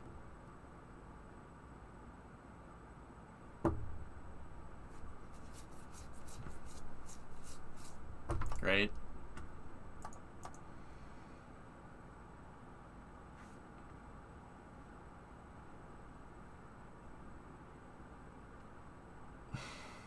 Lovely. I'm expecting SLS to launch first. Starship has a bunch of regulatory stuff to go through, plus the pad that's not functioning yet. Yeah. Guys, I'll be honest. I don't care. I wish I was as optimistic as you about all that SLS will launch anywhere close to Starship.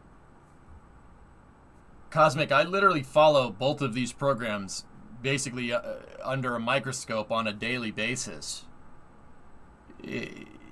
I don't, like, I'm not trying to be like, well, I know more than you about this. Man, dude, I study both of these programs on a daily basis, dude. Who cares? It does not frigging matter.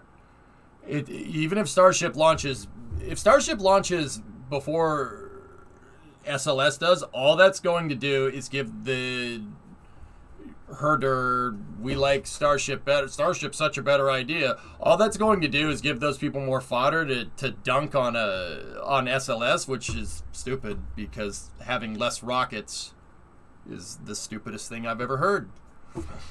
Yep, this fanboyism garbage doesn't exist in the industry, by the way, I might add. That's just Twitter. It's just social media perpetuating that crap. And some journalists, but it's alright. It'll go, and it'll be an excellent mission. I'm telling you, all these people that hate on SLS, when they see it launch, they're going to be its biggest cheerleader.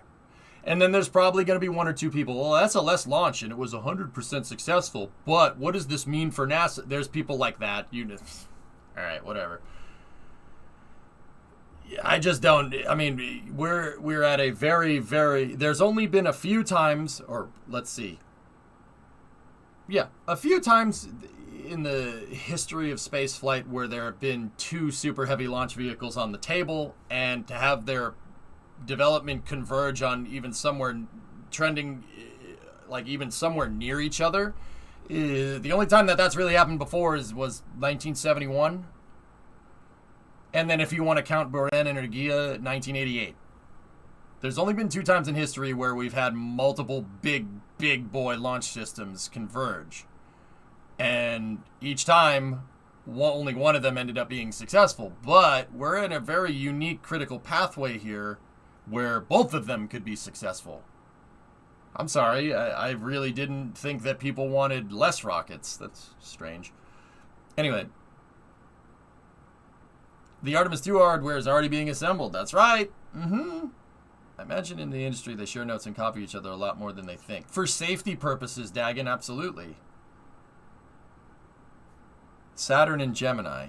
But I didn't realize that Titan II GLV was a super heavy launch vehicle homing.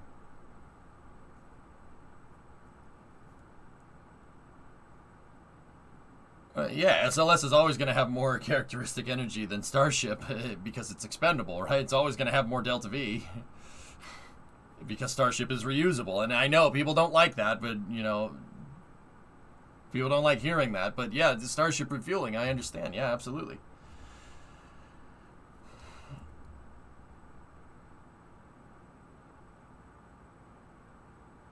Yeah, Ginger, the problem is people don't do that.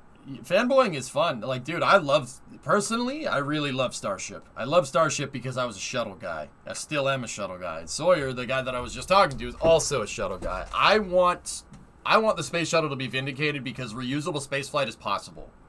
The only reason we didn't get to reusable, like fully reusable, like the orbiter lands, they tow it back to the VAB and put it out on the pad again, is because we didn't try hard enough. I'm dead serious about that.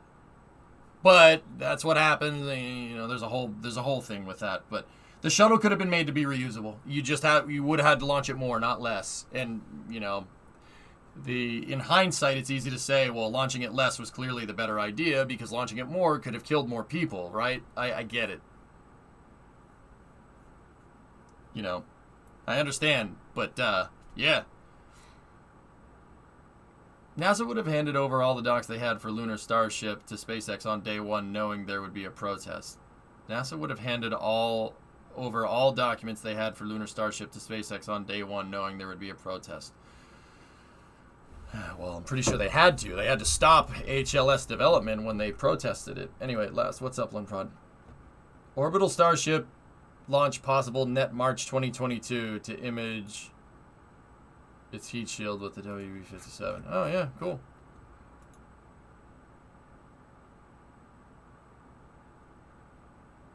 Vulcan Centaur evolution from Tori's mission today. Anyway, we'll jump back into Starship stuff here. What's this stuff real quick? Proposed pathways to Smart, Centaur Mark III, and Vulcan Heavy teased in a recent...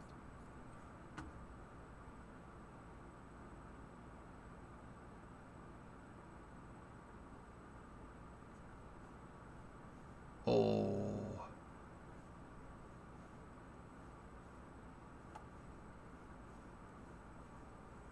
Oh. Tomorrow, Freaky. Now that right there would be one heck of a rocket. This one already is this guy over here already is a good rocket, but yeah. This is what I want with more Vulcans. Please send more of these into space. They will need a completely new launch platform for that, or modify Slick 37 or Slick 6 for Vulcan triple core. Yeah. Would Vulcan Heavy be the widest rocket ever? It's the same size as Delta 4 in terms of width. Delta 4 Heavy. Actually, it might even be a little bit bigger. Maybe. Yeah, that's gonna be a sweet rocket. Dude, I'm looking forward to Vulcan. And once again, I'll say this. The only reason that Vulcan is being delayed is because of payload. Anybody that wants to peddle that engine nonsense has no idea what they're talking about. Although the "Where are my engines, Jeff" is very funny. That's a very funny meme.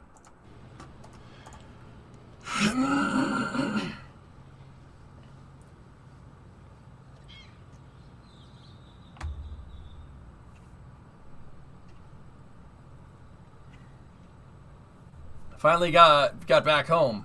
How's the truck? Truck's fine. I drove it around this morning. Want to see? Here, I'll show you real quick. I took a picture of the dash this morning. We took apart the entire dash and put it back together. Me and Brimo. It's looking mint. Except for that scuff on the steering wheel, but I'll get that figured out. I'm going to try to see if we can get some truck streams going with the 59 and this thing, but give me some time to orchestrate that whole thing. Bird. But is it VTOL? Well, only the wheel.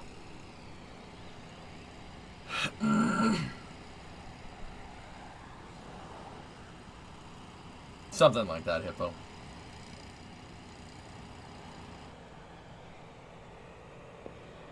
Ship 22 Common Dome section. Yeah, Akabidi was just staging. The truck was a 2-stage to Boston truck, okay?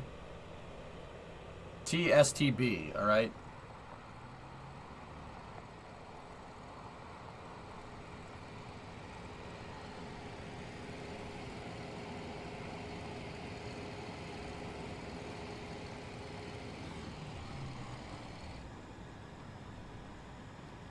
Booster 5 forward section right there.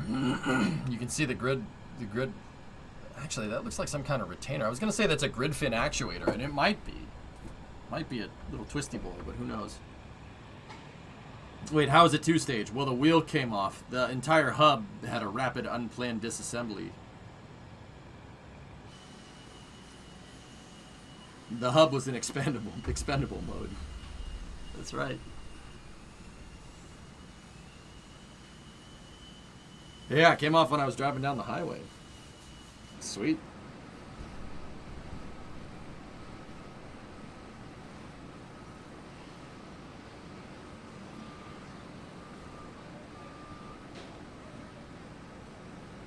Okay, they're lifting up the chopstick there.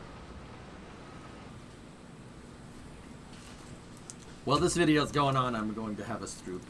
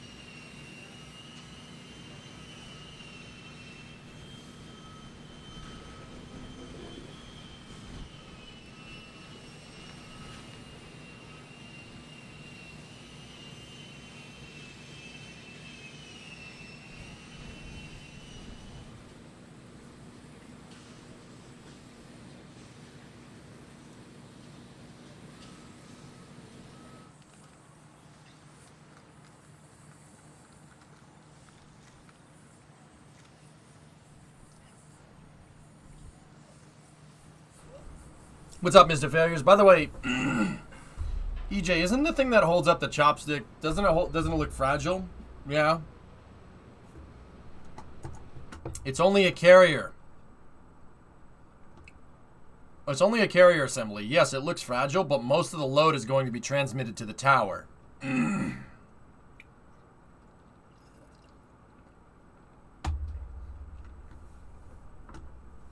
So this thing is just designed to transfer the load that gets put on these things, right? The load will get exerted on this, and it's basically designed to just push the load onto the tower. That's why it looks so damn flimsy. How are those going to catch the Starship? It has no grid fins. I don't have an answer for you, Metrics, and I don't think SpaceX has an answer for you right now. Maybe it will. That'd be really nice if it would. Sorry I'm late, but then he talks about the crash stick. I don't know what that means forever. I just figured out what that unknown thing was, a tube with a reinforced X. It's the structural points for the grid fit assemblies to catch on top of the booster being caught by the chopsticks. Yeah, maybe. Maybe 619, who knows? So it looks like they're going to assemble the chopstick, or, well, not looks like, they have. They're going to assemble the chopsticks in the trolley here, right? And then they're going to move it in one lift. Goalie, are you here? Can you tell us why they would do that, as opposed to just installing one component at a time? I'm very interested, actually. What's the benefits of assembling the whole thing down here and then moving it?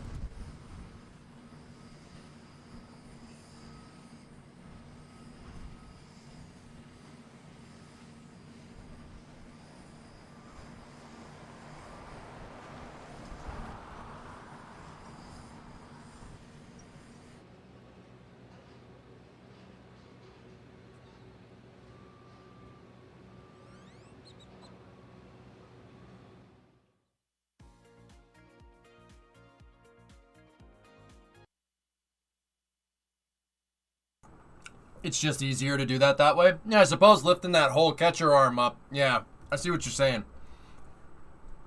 Interesting. So that was one of 3 videos. Here, let's get into the second video now.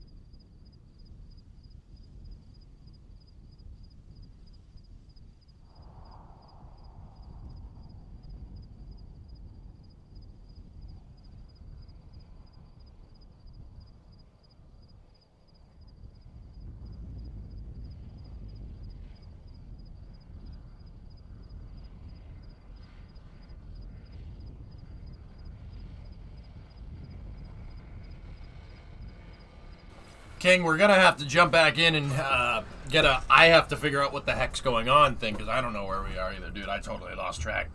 Dude, Route 154 messed with, like...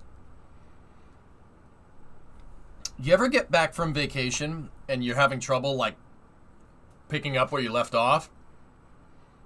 Route 154 did that badly. Yeah, it's gonna take me a second to get back in the saddle, dude. I have no idea what's going on.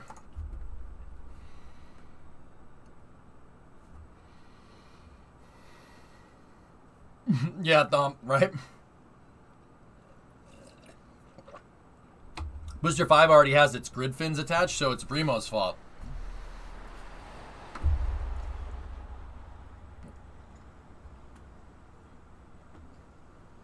It looks like a giant Jello mold.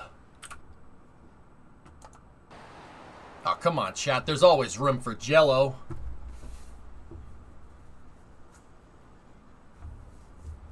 I hate Jello. Oh, come on, there's always room for Jello. Hey, Raptor Vacuum. Dude, look at that. What is this thing? That looks like a cover piece. What is that? Oh, that's pretty neat, man. Still haven't figured out what those things are for.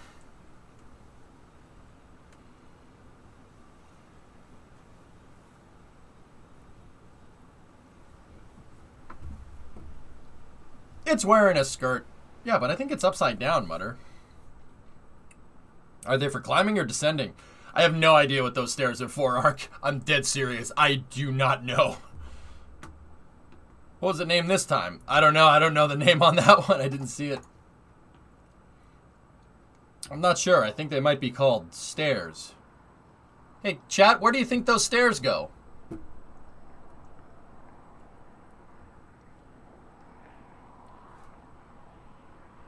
They go up! Yes!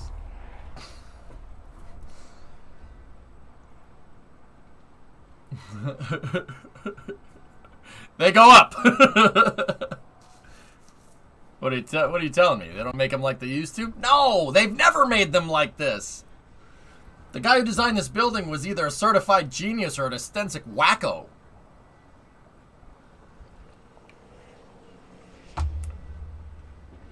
Wait a minute, that applies to what we're watching here. Do you think they're gonna channel Zool through Mechazilla? Are you a god? No? Then die! Everything was fine here until Dickless shut off the catch mechanism. Is this true? Yes. This man has no dick. They're up to something. Let me guess. Gozer worshippers. Tell them about the Twinkie. I will never not reference Ghostbusters. That's never not gonna happen.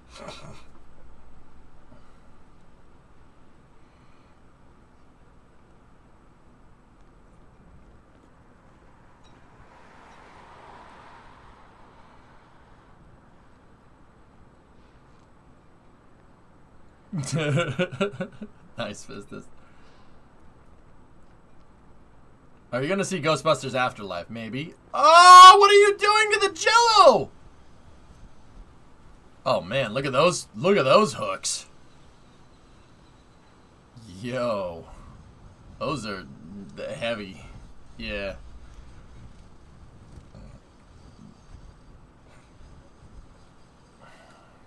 Coffee.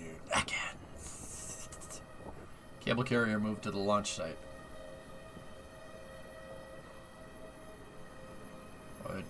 Yep, okay. 50-ton chain falls. Yeah, beast mode.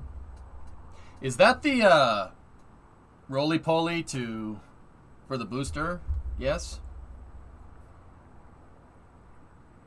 Discovery, go at throttle up. Brother! 5-month resub, thank you.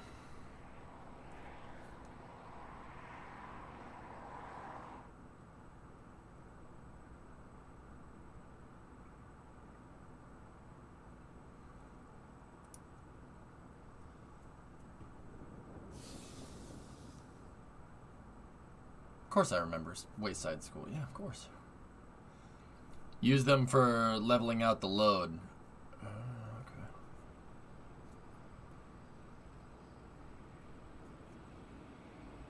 They should use them for rigging the arms. Yeah, okay, I gotcha.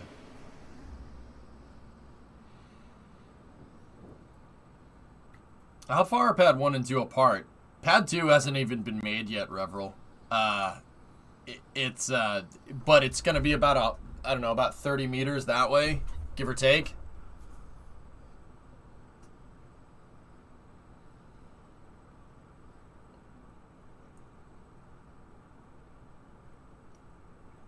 i.e. not very far away. Laughing pipes. So, anyone want to tell me why they taped off the pipe?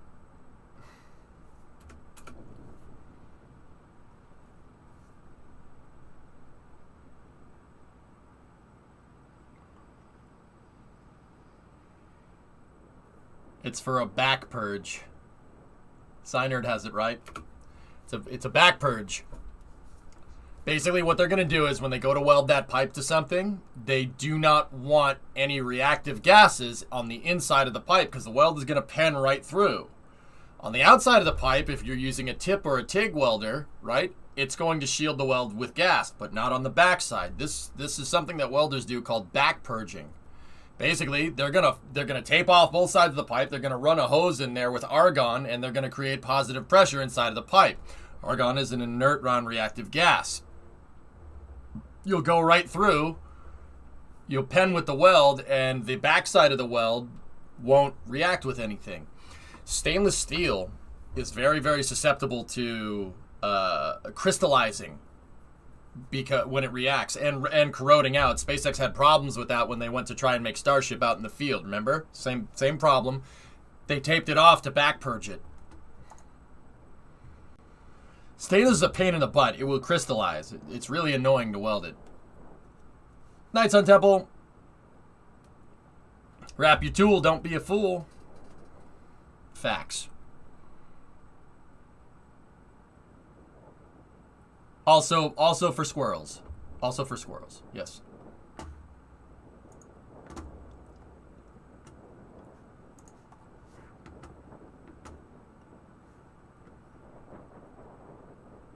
Ship 20. It is sitting on suborbital pad B. Mm-hmm. Yes. This is a fact. Yeah, that's right, Creation. Mm-hmm. We'll check that in a second, Thomas. There's one of the arms installed.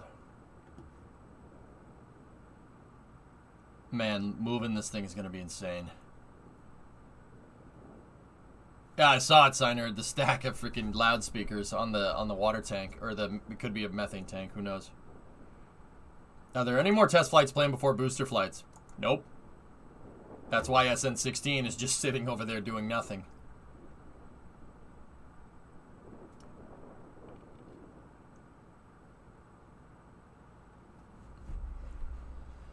A chopstick. This one has not yet been lifted onto the carriage. Yes. So if Super Heavy and Starship land independently on different pads, it will be easy to serve them refurbished right on the pad and then just lift it up. Yep. Yeah, pretty much, Reveril. Yeah, they put the pads close to each other. Man, look at that. Look at that freaking bearing, dude. Unbelievable.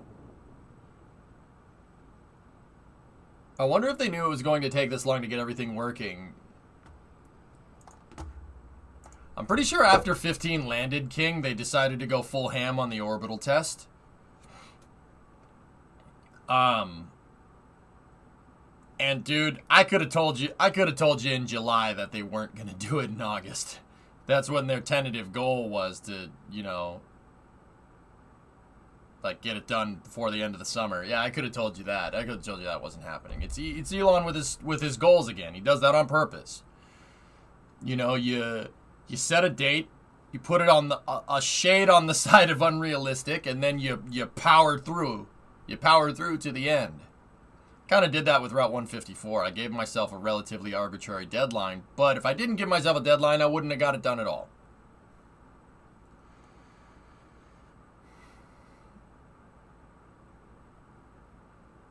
But, yeah, it's pretty nuts, man. It's pretty crazy what they're doing here. I mean, even then, they're still going faster than everybody else. The rate at which SpaceX gets stuff done is insane.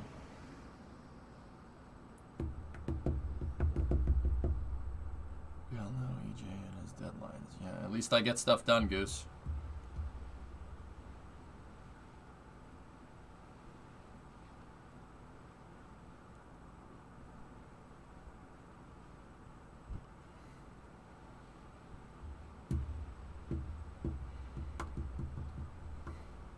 Gonna give me that bullcrap Kappa in here? No, I got you, man. I know you're just messing around. Like engineering a brand new flight hardware for a capsule in under a year for a tourist flight? Yeah.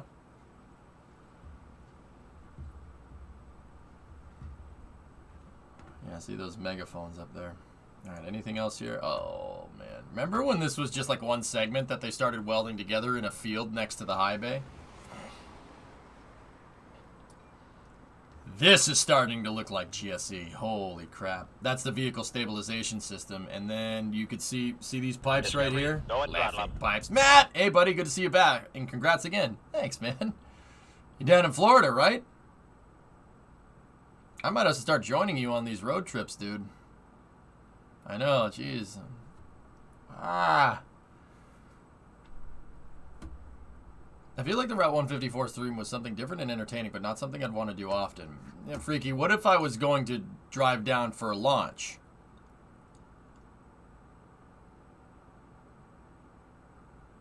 So, like, I can make Florida in about 20 hours.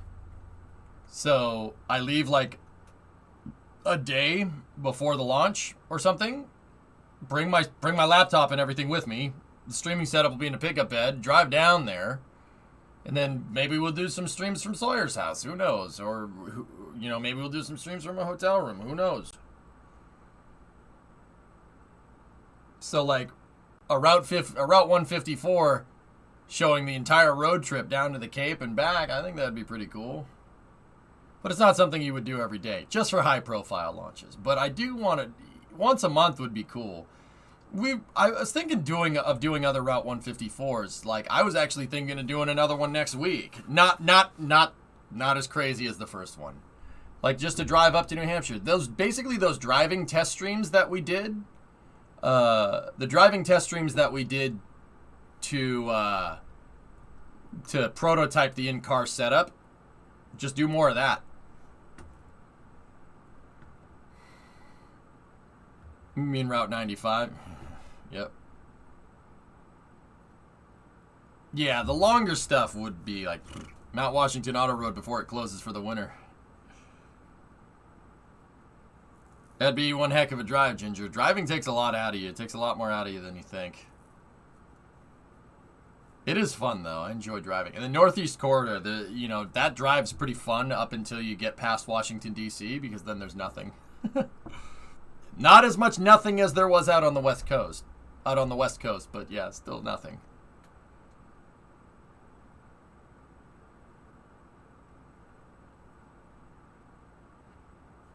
Yeah. So, guys, we have to do more Route 154s. Just not on the frequency and not like that. Like, not like the first one. The first one was, I tried to set the bar high with the first one, you know? Yeah, Reverell, there you go.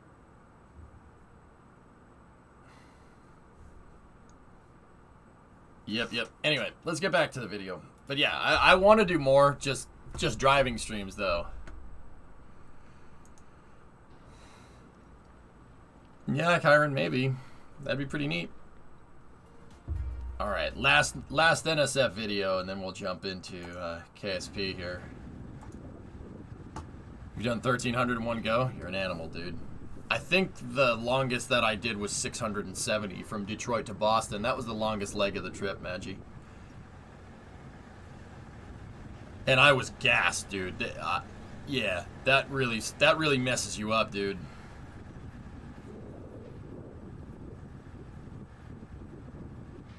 Dodge. Birdliner.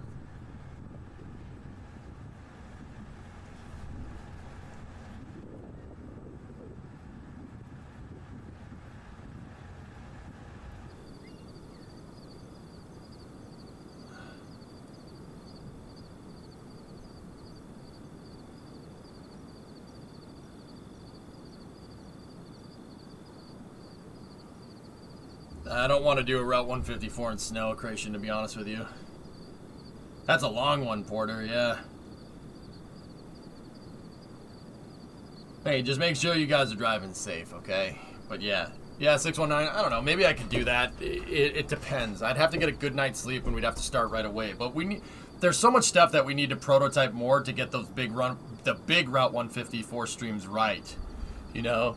We need the dual cameras. We need to offload onboard diagnostics, and we need to drive roads that aren't boring.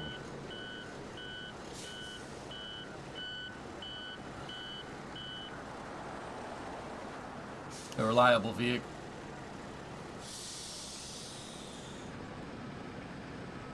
Yeah, whatever.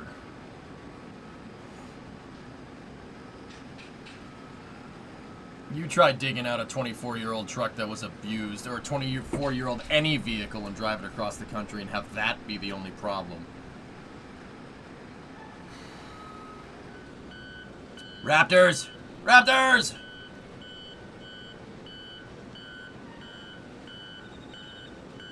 Parking lot repairs are part of the fun, though, Freaky. That's cool. Now that, dude, you want to know what? One of my biggest mistakes, of the entire Route 154 stream, not fixing the truck right there on the highway. I could have done it. We could have done it. I could have punched some lug nuts out of the other hub, taken that apart, punched in 4 lugs on the other rim, and nursed it back to a parts place so I could get all the studs that I needed. I could have done it. It was dangerous. And I kind of wimped out, but we could have done it. I could have fixed it right there on the side of the road. But it's dangerous fixing stuff on the side of the road. I should have just asked for a tow to an auto parts store. That would have been the cool thing to do. I could have done it. Yeah, it's pretty awesome, Matt, right?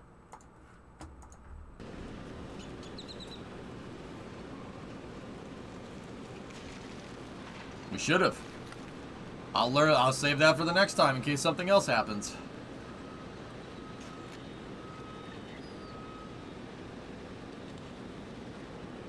Guys, I've been fixing up that truck almost every day since we came back, dudes.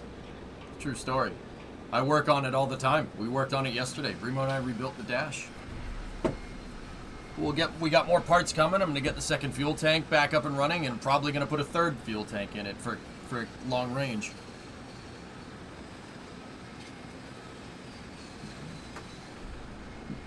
For sure, Tessa. Yep.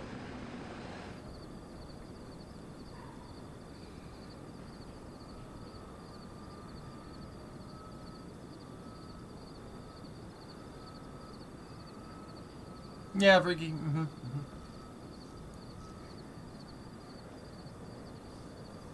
Yeah, that's right, Karen. Yeah. Yeah, an auxiliary. Yeah, neuro. Yeah, auxiliary battery holders and stuff. Yeah, dude, it's all stuff we can do. It's no problem. Those trucks were designed to carry 2 batteries with the diesel version, so there should be another battery tray in it if I'm remembering that right.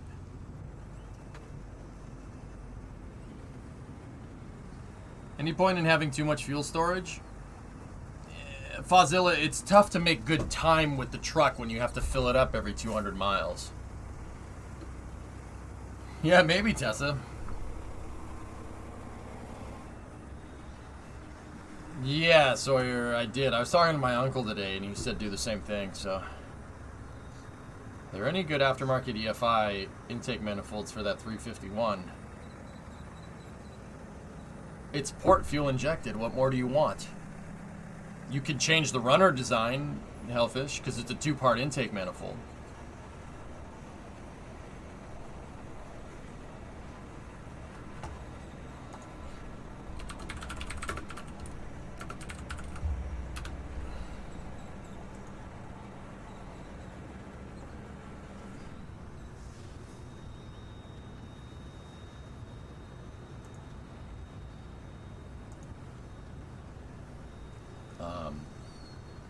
Yeah, the Mustang 5.0 intake manifolds would probably be the better ones.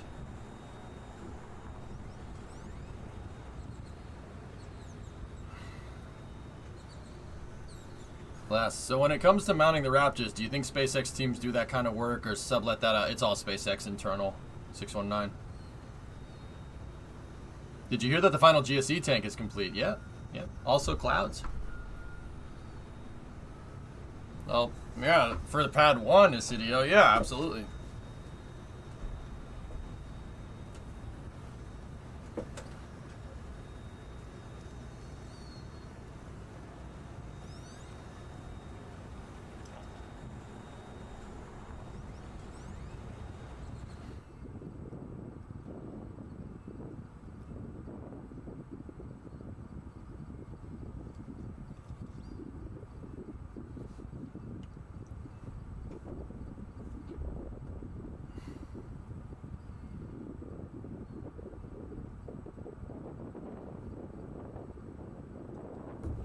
Ship 20 static fire remains scheduled for tomorrow and marine hazard areas issued elsewhere. What time, Thomas? What's the window? Nah, Ship 21 is the second starship that they're working on. Phenomenon.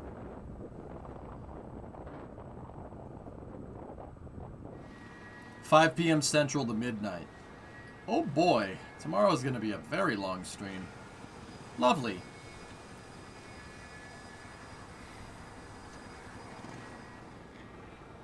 Yeah, Cydio, Booster 5 and Ship 21. Yeah, I'm looking at it right now. Yeah, 619. It's a heck of a process flow, isn't it?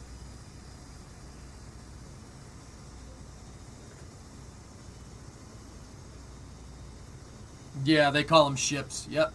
Yeah, they switched off the SN stuff after 15.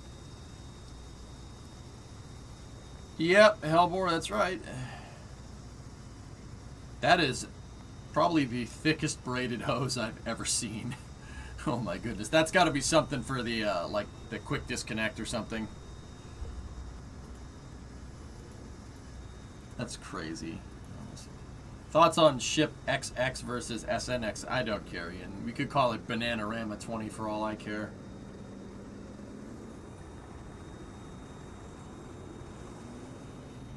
Ship, why not just call them boats? Because some men just want to watch the world burn.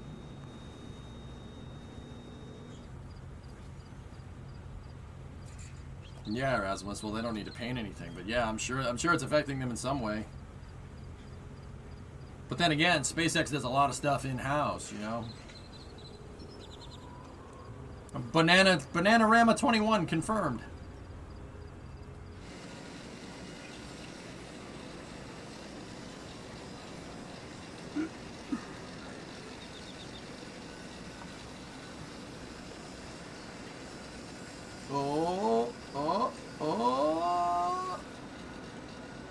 Nice. Dude, look at the people in the man basket next to that thing. That thing is friggin' huge.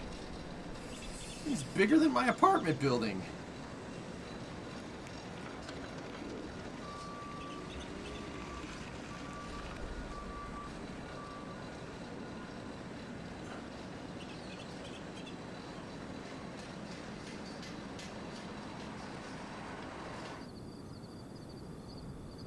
No, that was the other arm.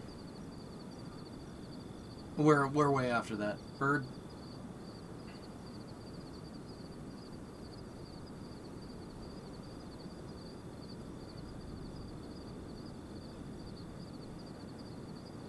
"36 meters long, 100 feet. That's 100 feet long. A little more, actually, a little over 100 feet. It's almost 110 feet long. That's a third of a football field. Okay.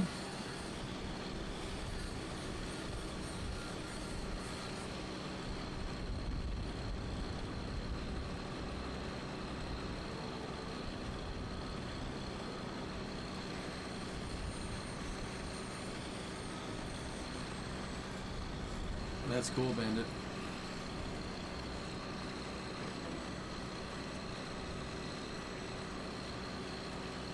This is basically catching a rocket with a bridge. For them, you ever thought we'd see something like this in our lifetime?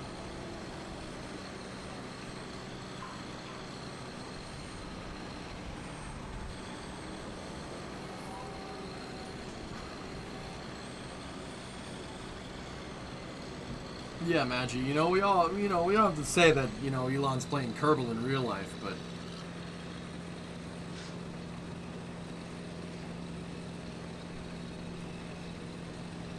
like, yeah, that's right. I don't know what I expected to see in my lifetime, but it sure wasn't this. Right? Yeah, Jeep guy, for sure, man.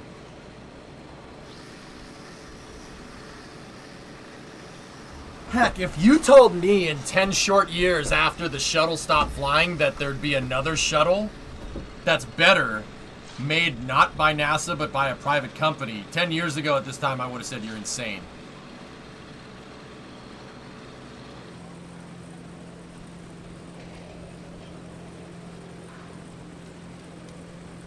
Tensioning the lines.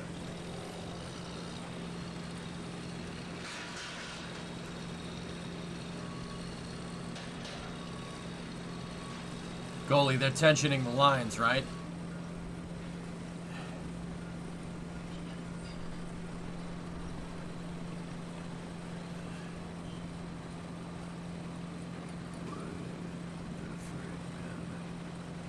What the heck? Yeah, I know, Spiffy. That's right.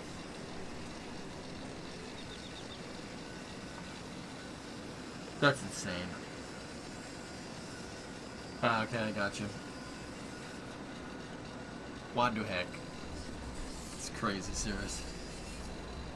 This is ridiculous. I love it. It's so cool.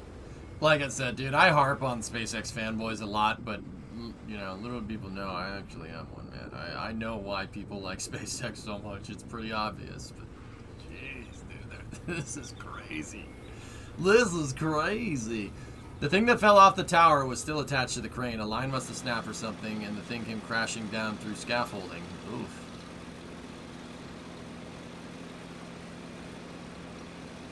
Did I just hear Sirius move to Tigers? Hi, Sirius. Oh! There's one of the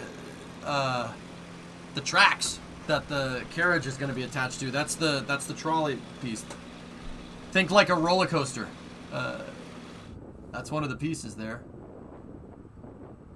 They called it a linear bearing, yes.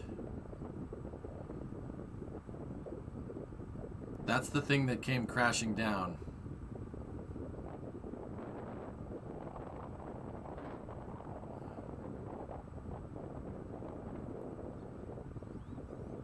Yeah, right, Ravengard. I bet you that bearing weighs as much as the truck. Oh yeah, it is a linear bearing. I see it. Yeah. So, you know, like a rolling pin, like that you'd use in the kitchen. There's a bunch of rolling pins here. That's the bearing right there.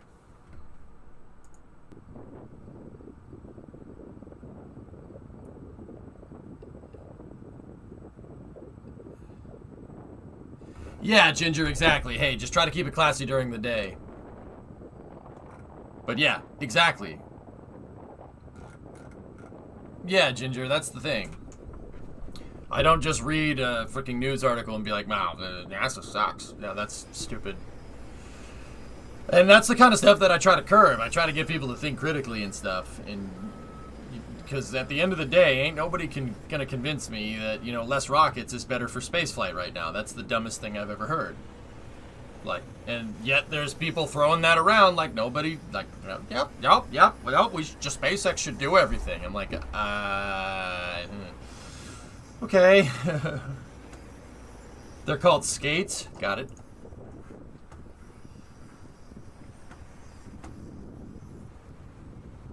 Yeah, Tessa, I'll bet you. With the amount of load that thing needs to take, yeah, absolutely. More tornadoes possibly in Oklahoma tonight. You cursed us. I am so sorry. Please be safe, AJ. Please. Hey, Duel. What's going on? The same goes for you, Duel. Be safe, man. I apparently brought tornadoes with me to your state. That's good.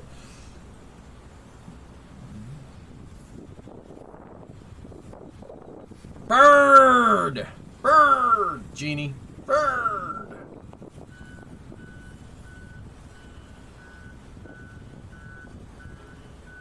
You had to buy the damn commie sub. Yeah, well, a road that I drove up on the Pacific Coast, John, caught on fire yesterday.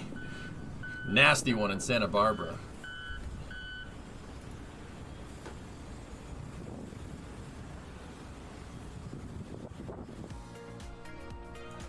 You could see it in this clip. All right, what's up?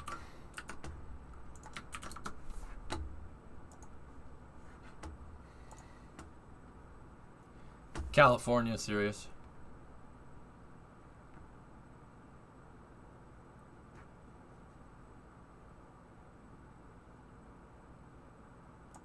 Oh yeah, right there.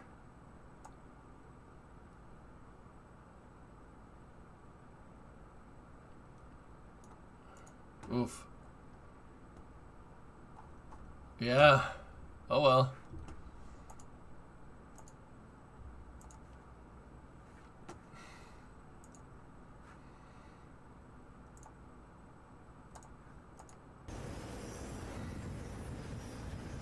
Watch the crane springboard. Let me see.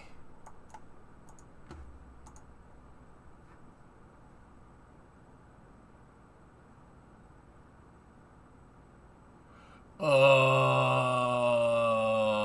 that's not good. Hey, Joe, what's going on, buddy? Oh. If it's one thing that I've learned, Goalie, from when I made cranes in KSP, seeing a crane do that, even the minute most movement like that, is death. That's very scary. I know it doesn't look like much, but you guys got to remember that that crane is just on the verge of working. It's only designed to lift up what it needs to lift up. Any more, any less, anything, you know, dropping, sudden changes of mass, tensioning, detensioning the cables, it's not designed to do that. It's very sketchy, man. Very sketchy.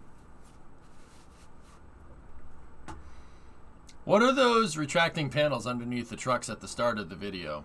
The retracting panels underneath the trucks at the start of the video. This video or the other video? So.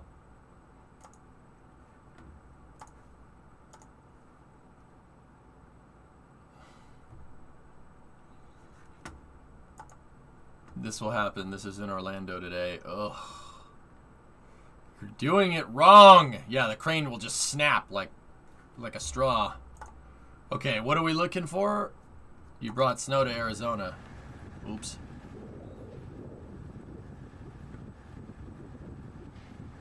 Alright, what are we looking for?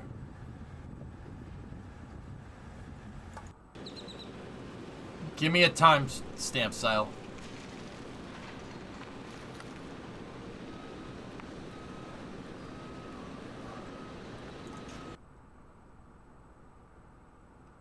Are you talking about that thing? The linear bearing?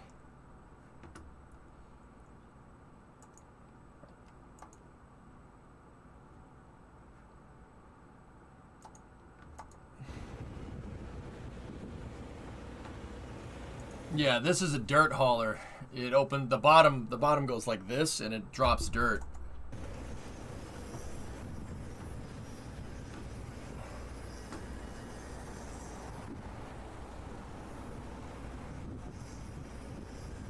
Yeah, that's for they're using grading operations. So, like, you dig a hole. So, say you need to make a dirt mound, right? Or you need. Well, actually, it's more for road grading. Here, I'll show you. So when you make a road, you know, you don't just decide, hey, I want to make a road here and just start throwing down pavement, right? When you want to grade a surface, right? Grading basically means flattening it. You send out one of these things. This is called a road grader, right? Now, this is what you always see grading the road. What you don't see is the dirt pile in front of it that this thing pushes around. The road grader is designed to level the surface. And then you pave on a nice solid base for the road, right? Those trucks are what drop the dirt out in front of the road grader and have it level the surface. That's what those trucks are for. Or in this case, your launch pad. That guy is dropping dirt to level out some terrain for the launch pad right here. Watch, you'll see. He moves, drops some dirt. Okay, so the truck's parked right there, right? He moves, drops some dirt, right? And then he'll move it again, drop some dirt, he'll move it again, drop a little more dirt, move it again, close it, and then leave. We should be seeing the catch arm lifted in the next day or two. Kong has to be in Corpus on the 18th for a bridge project. Huh. Interesting.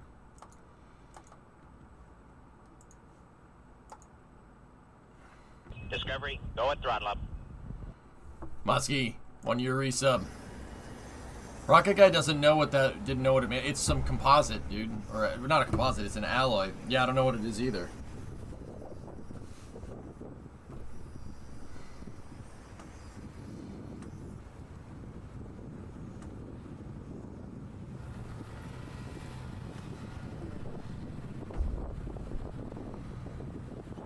Bird. Another bird. Yeah, big nozzle indeed. Blood. Toyota.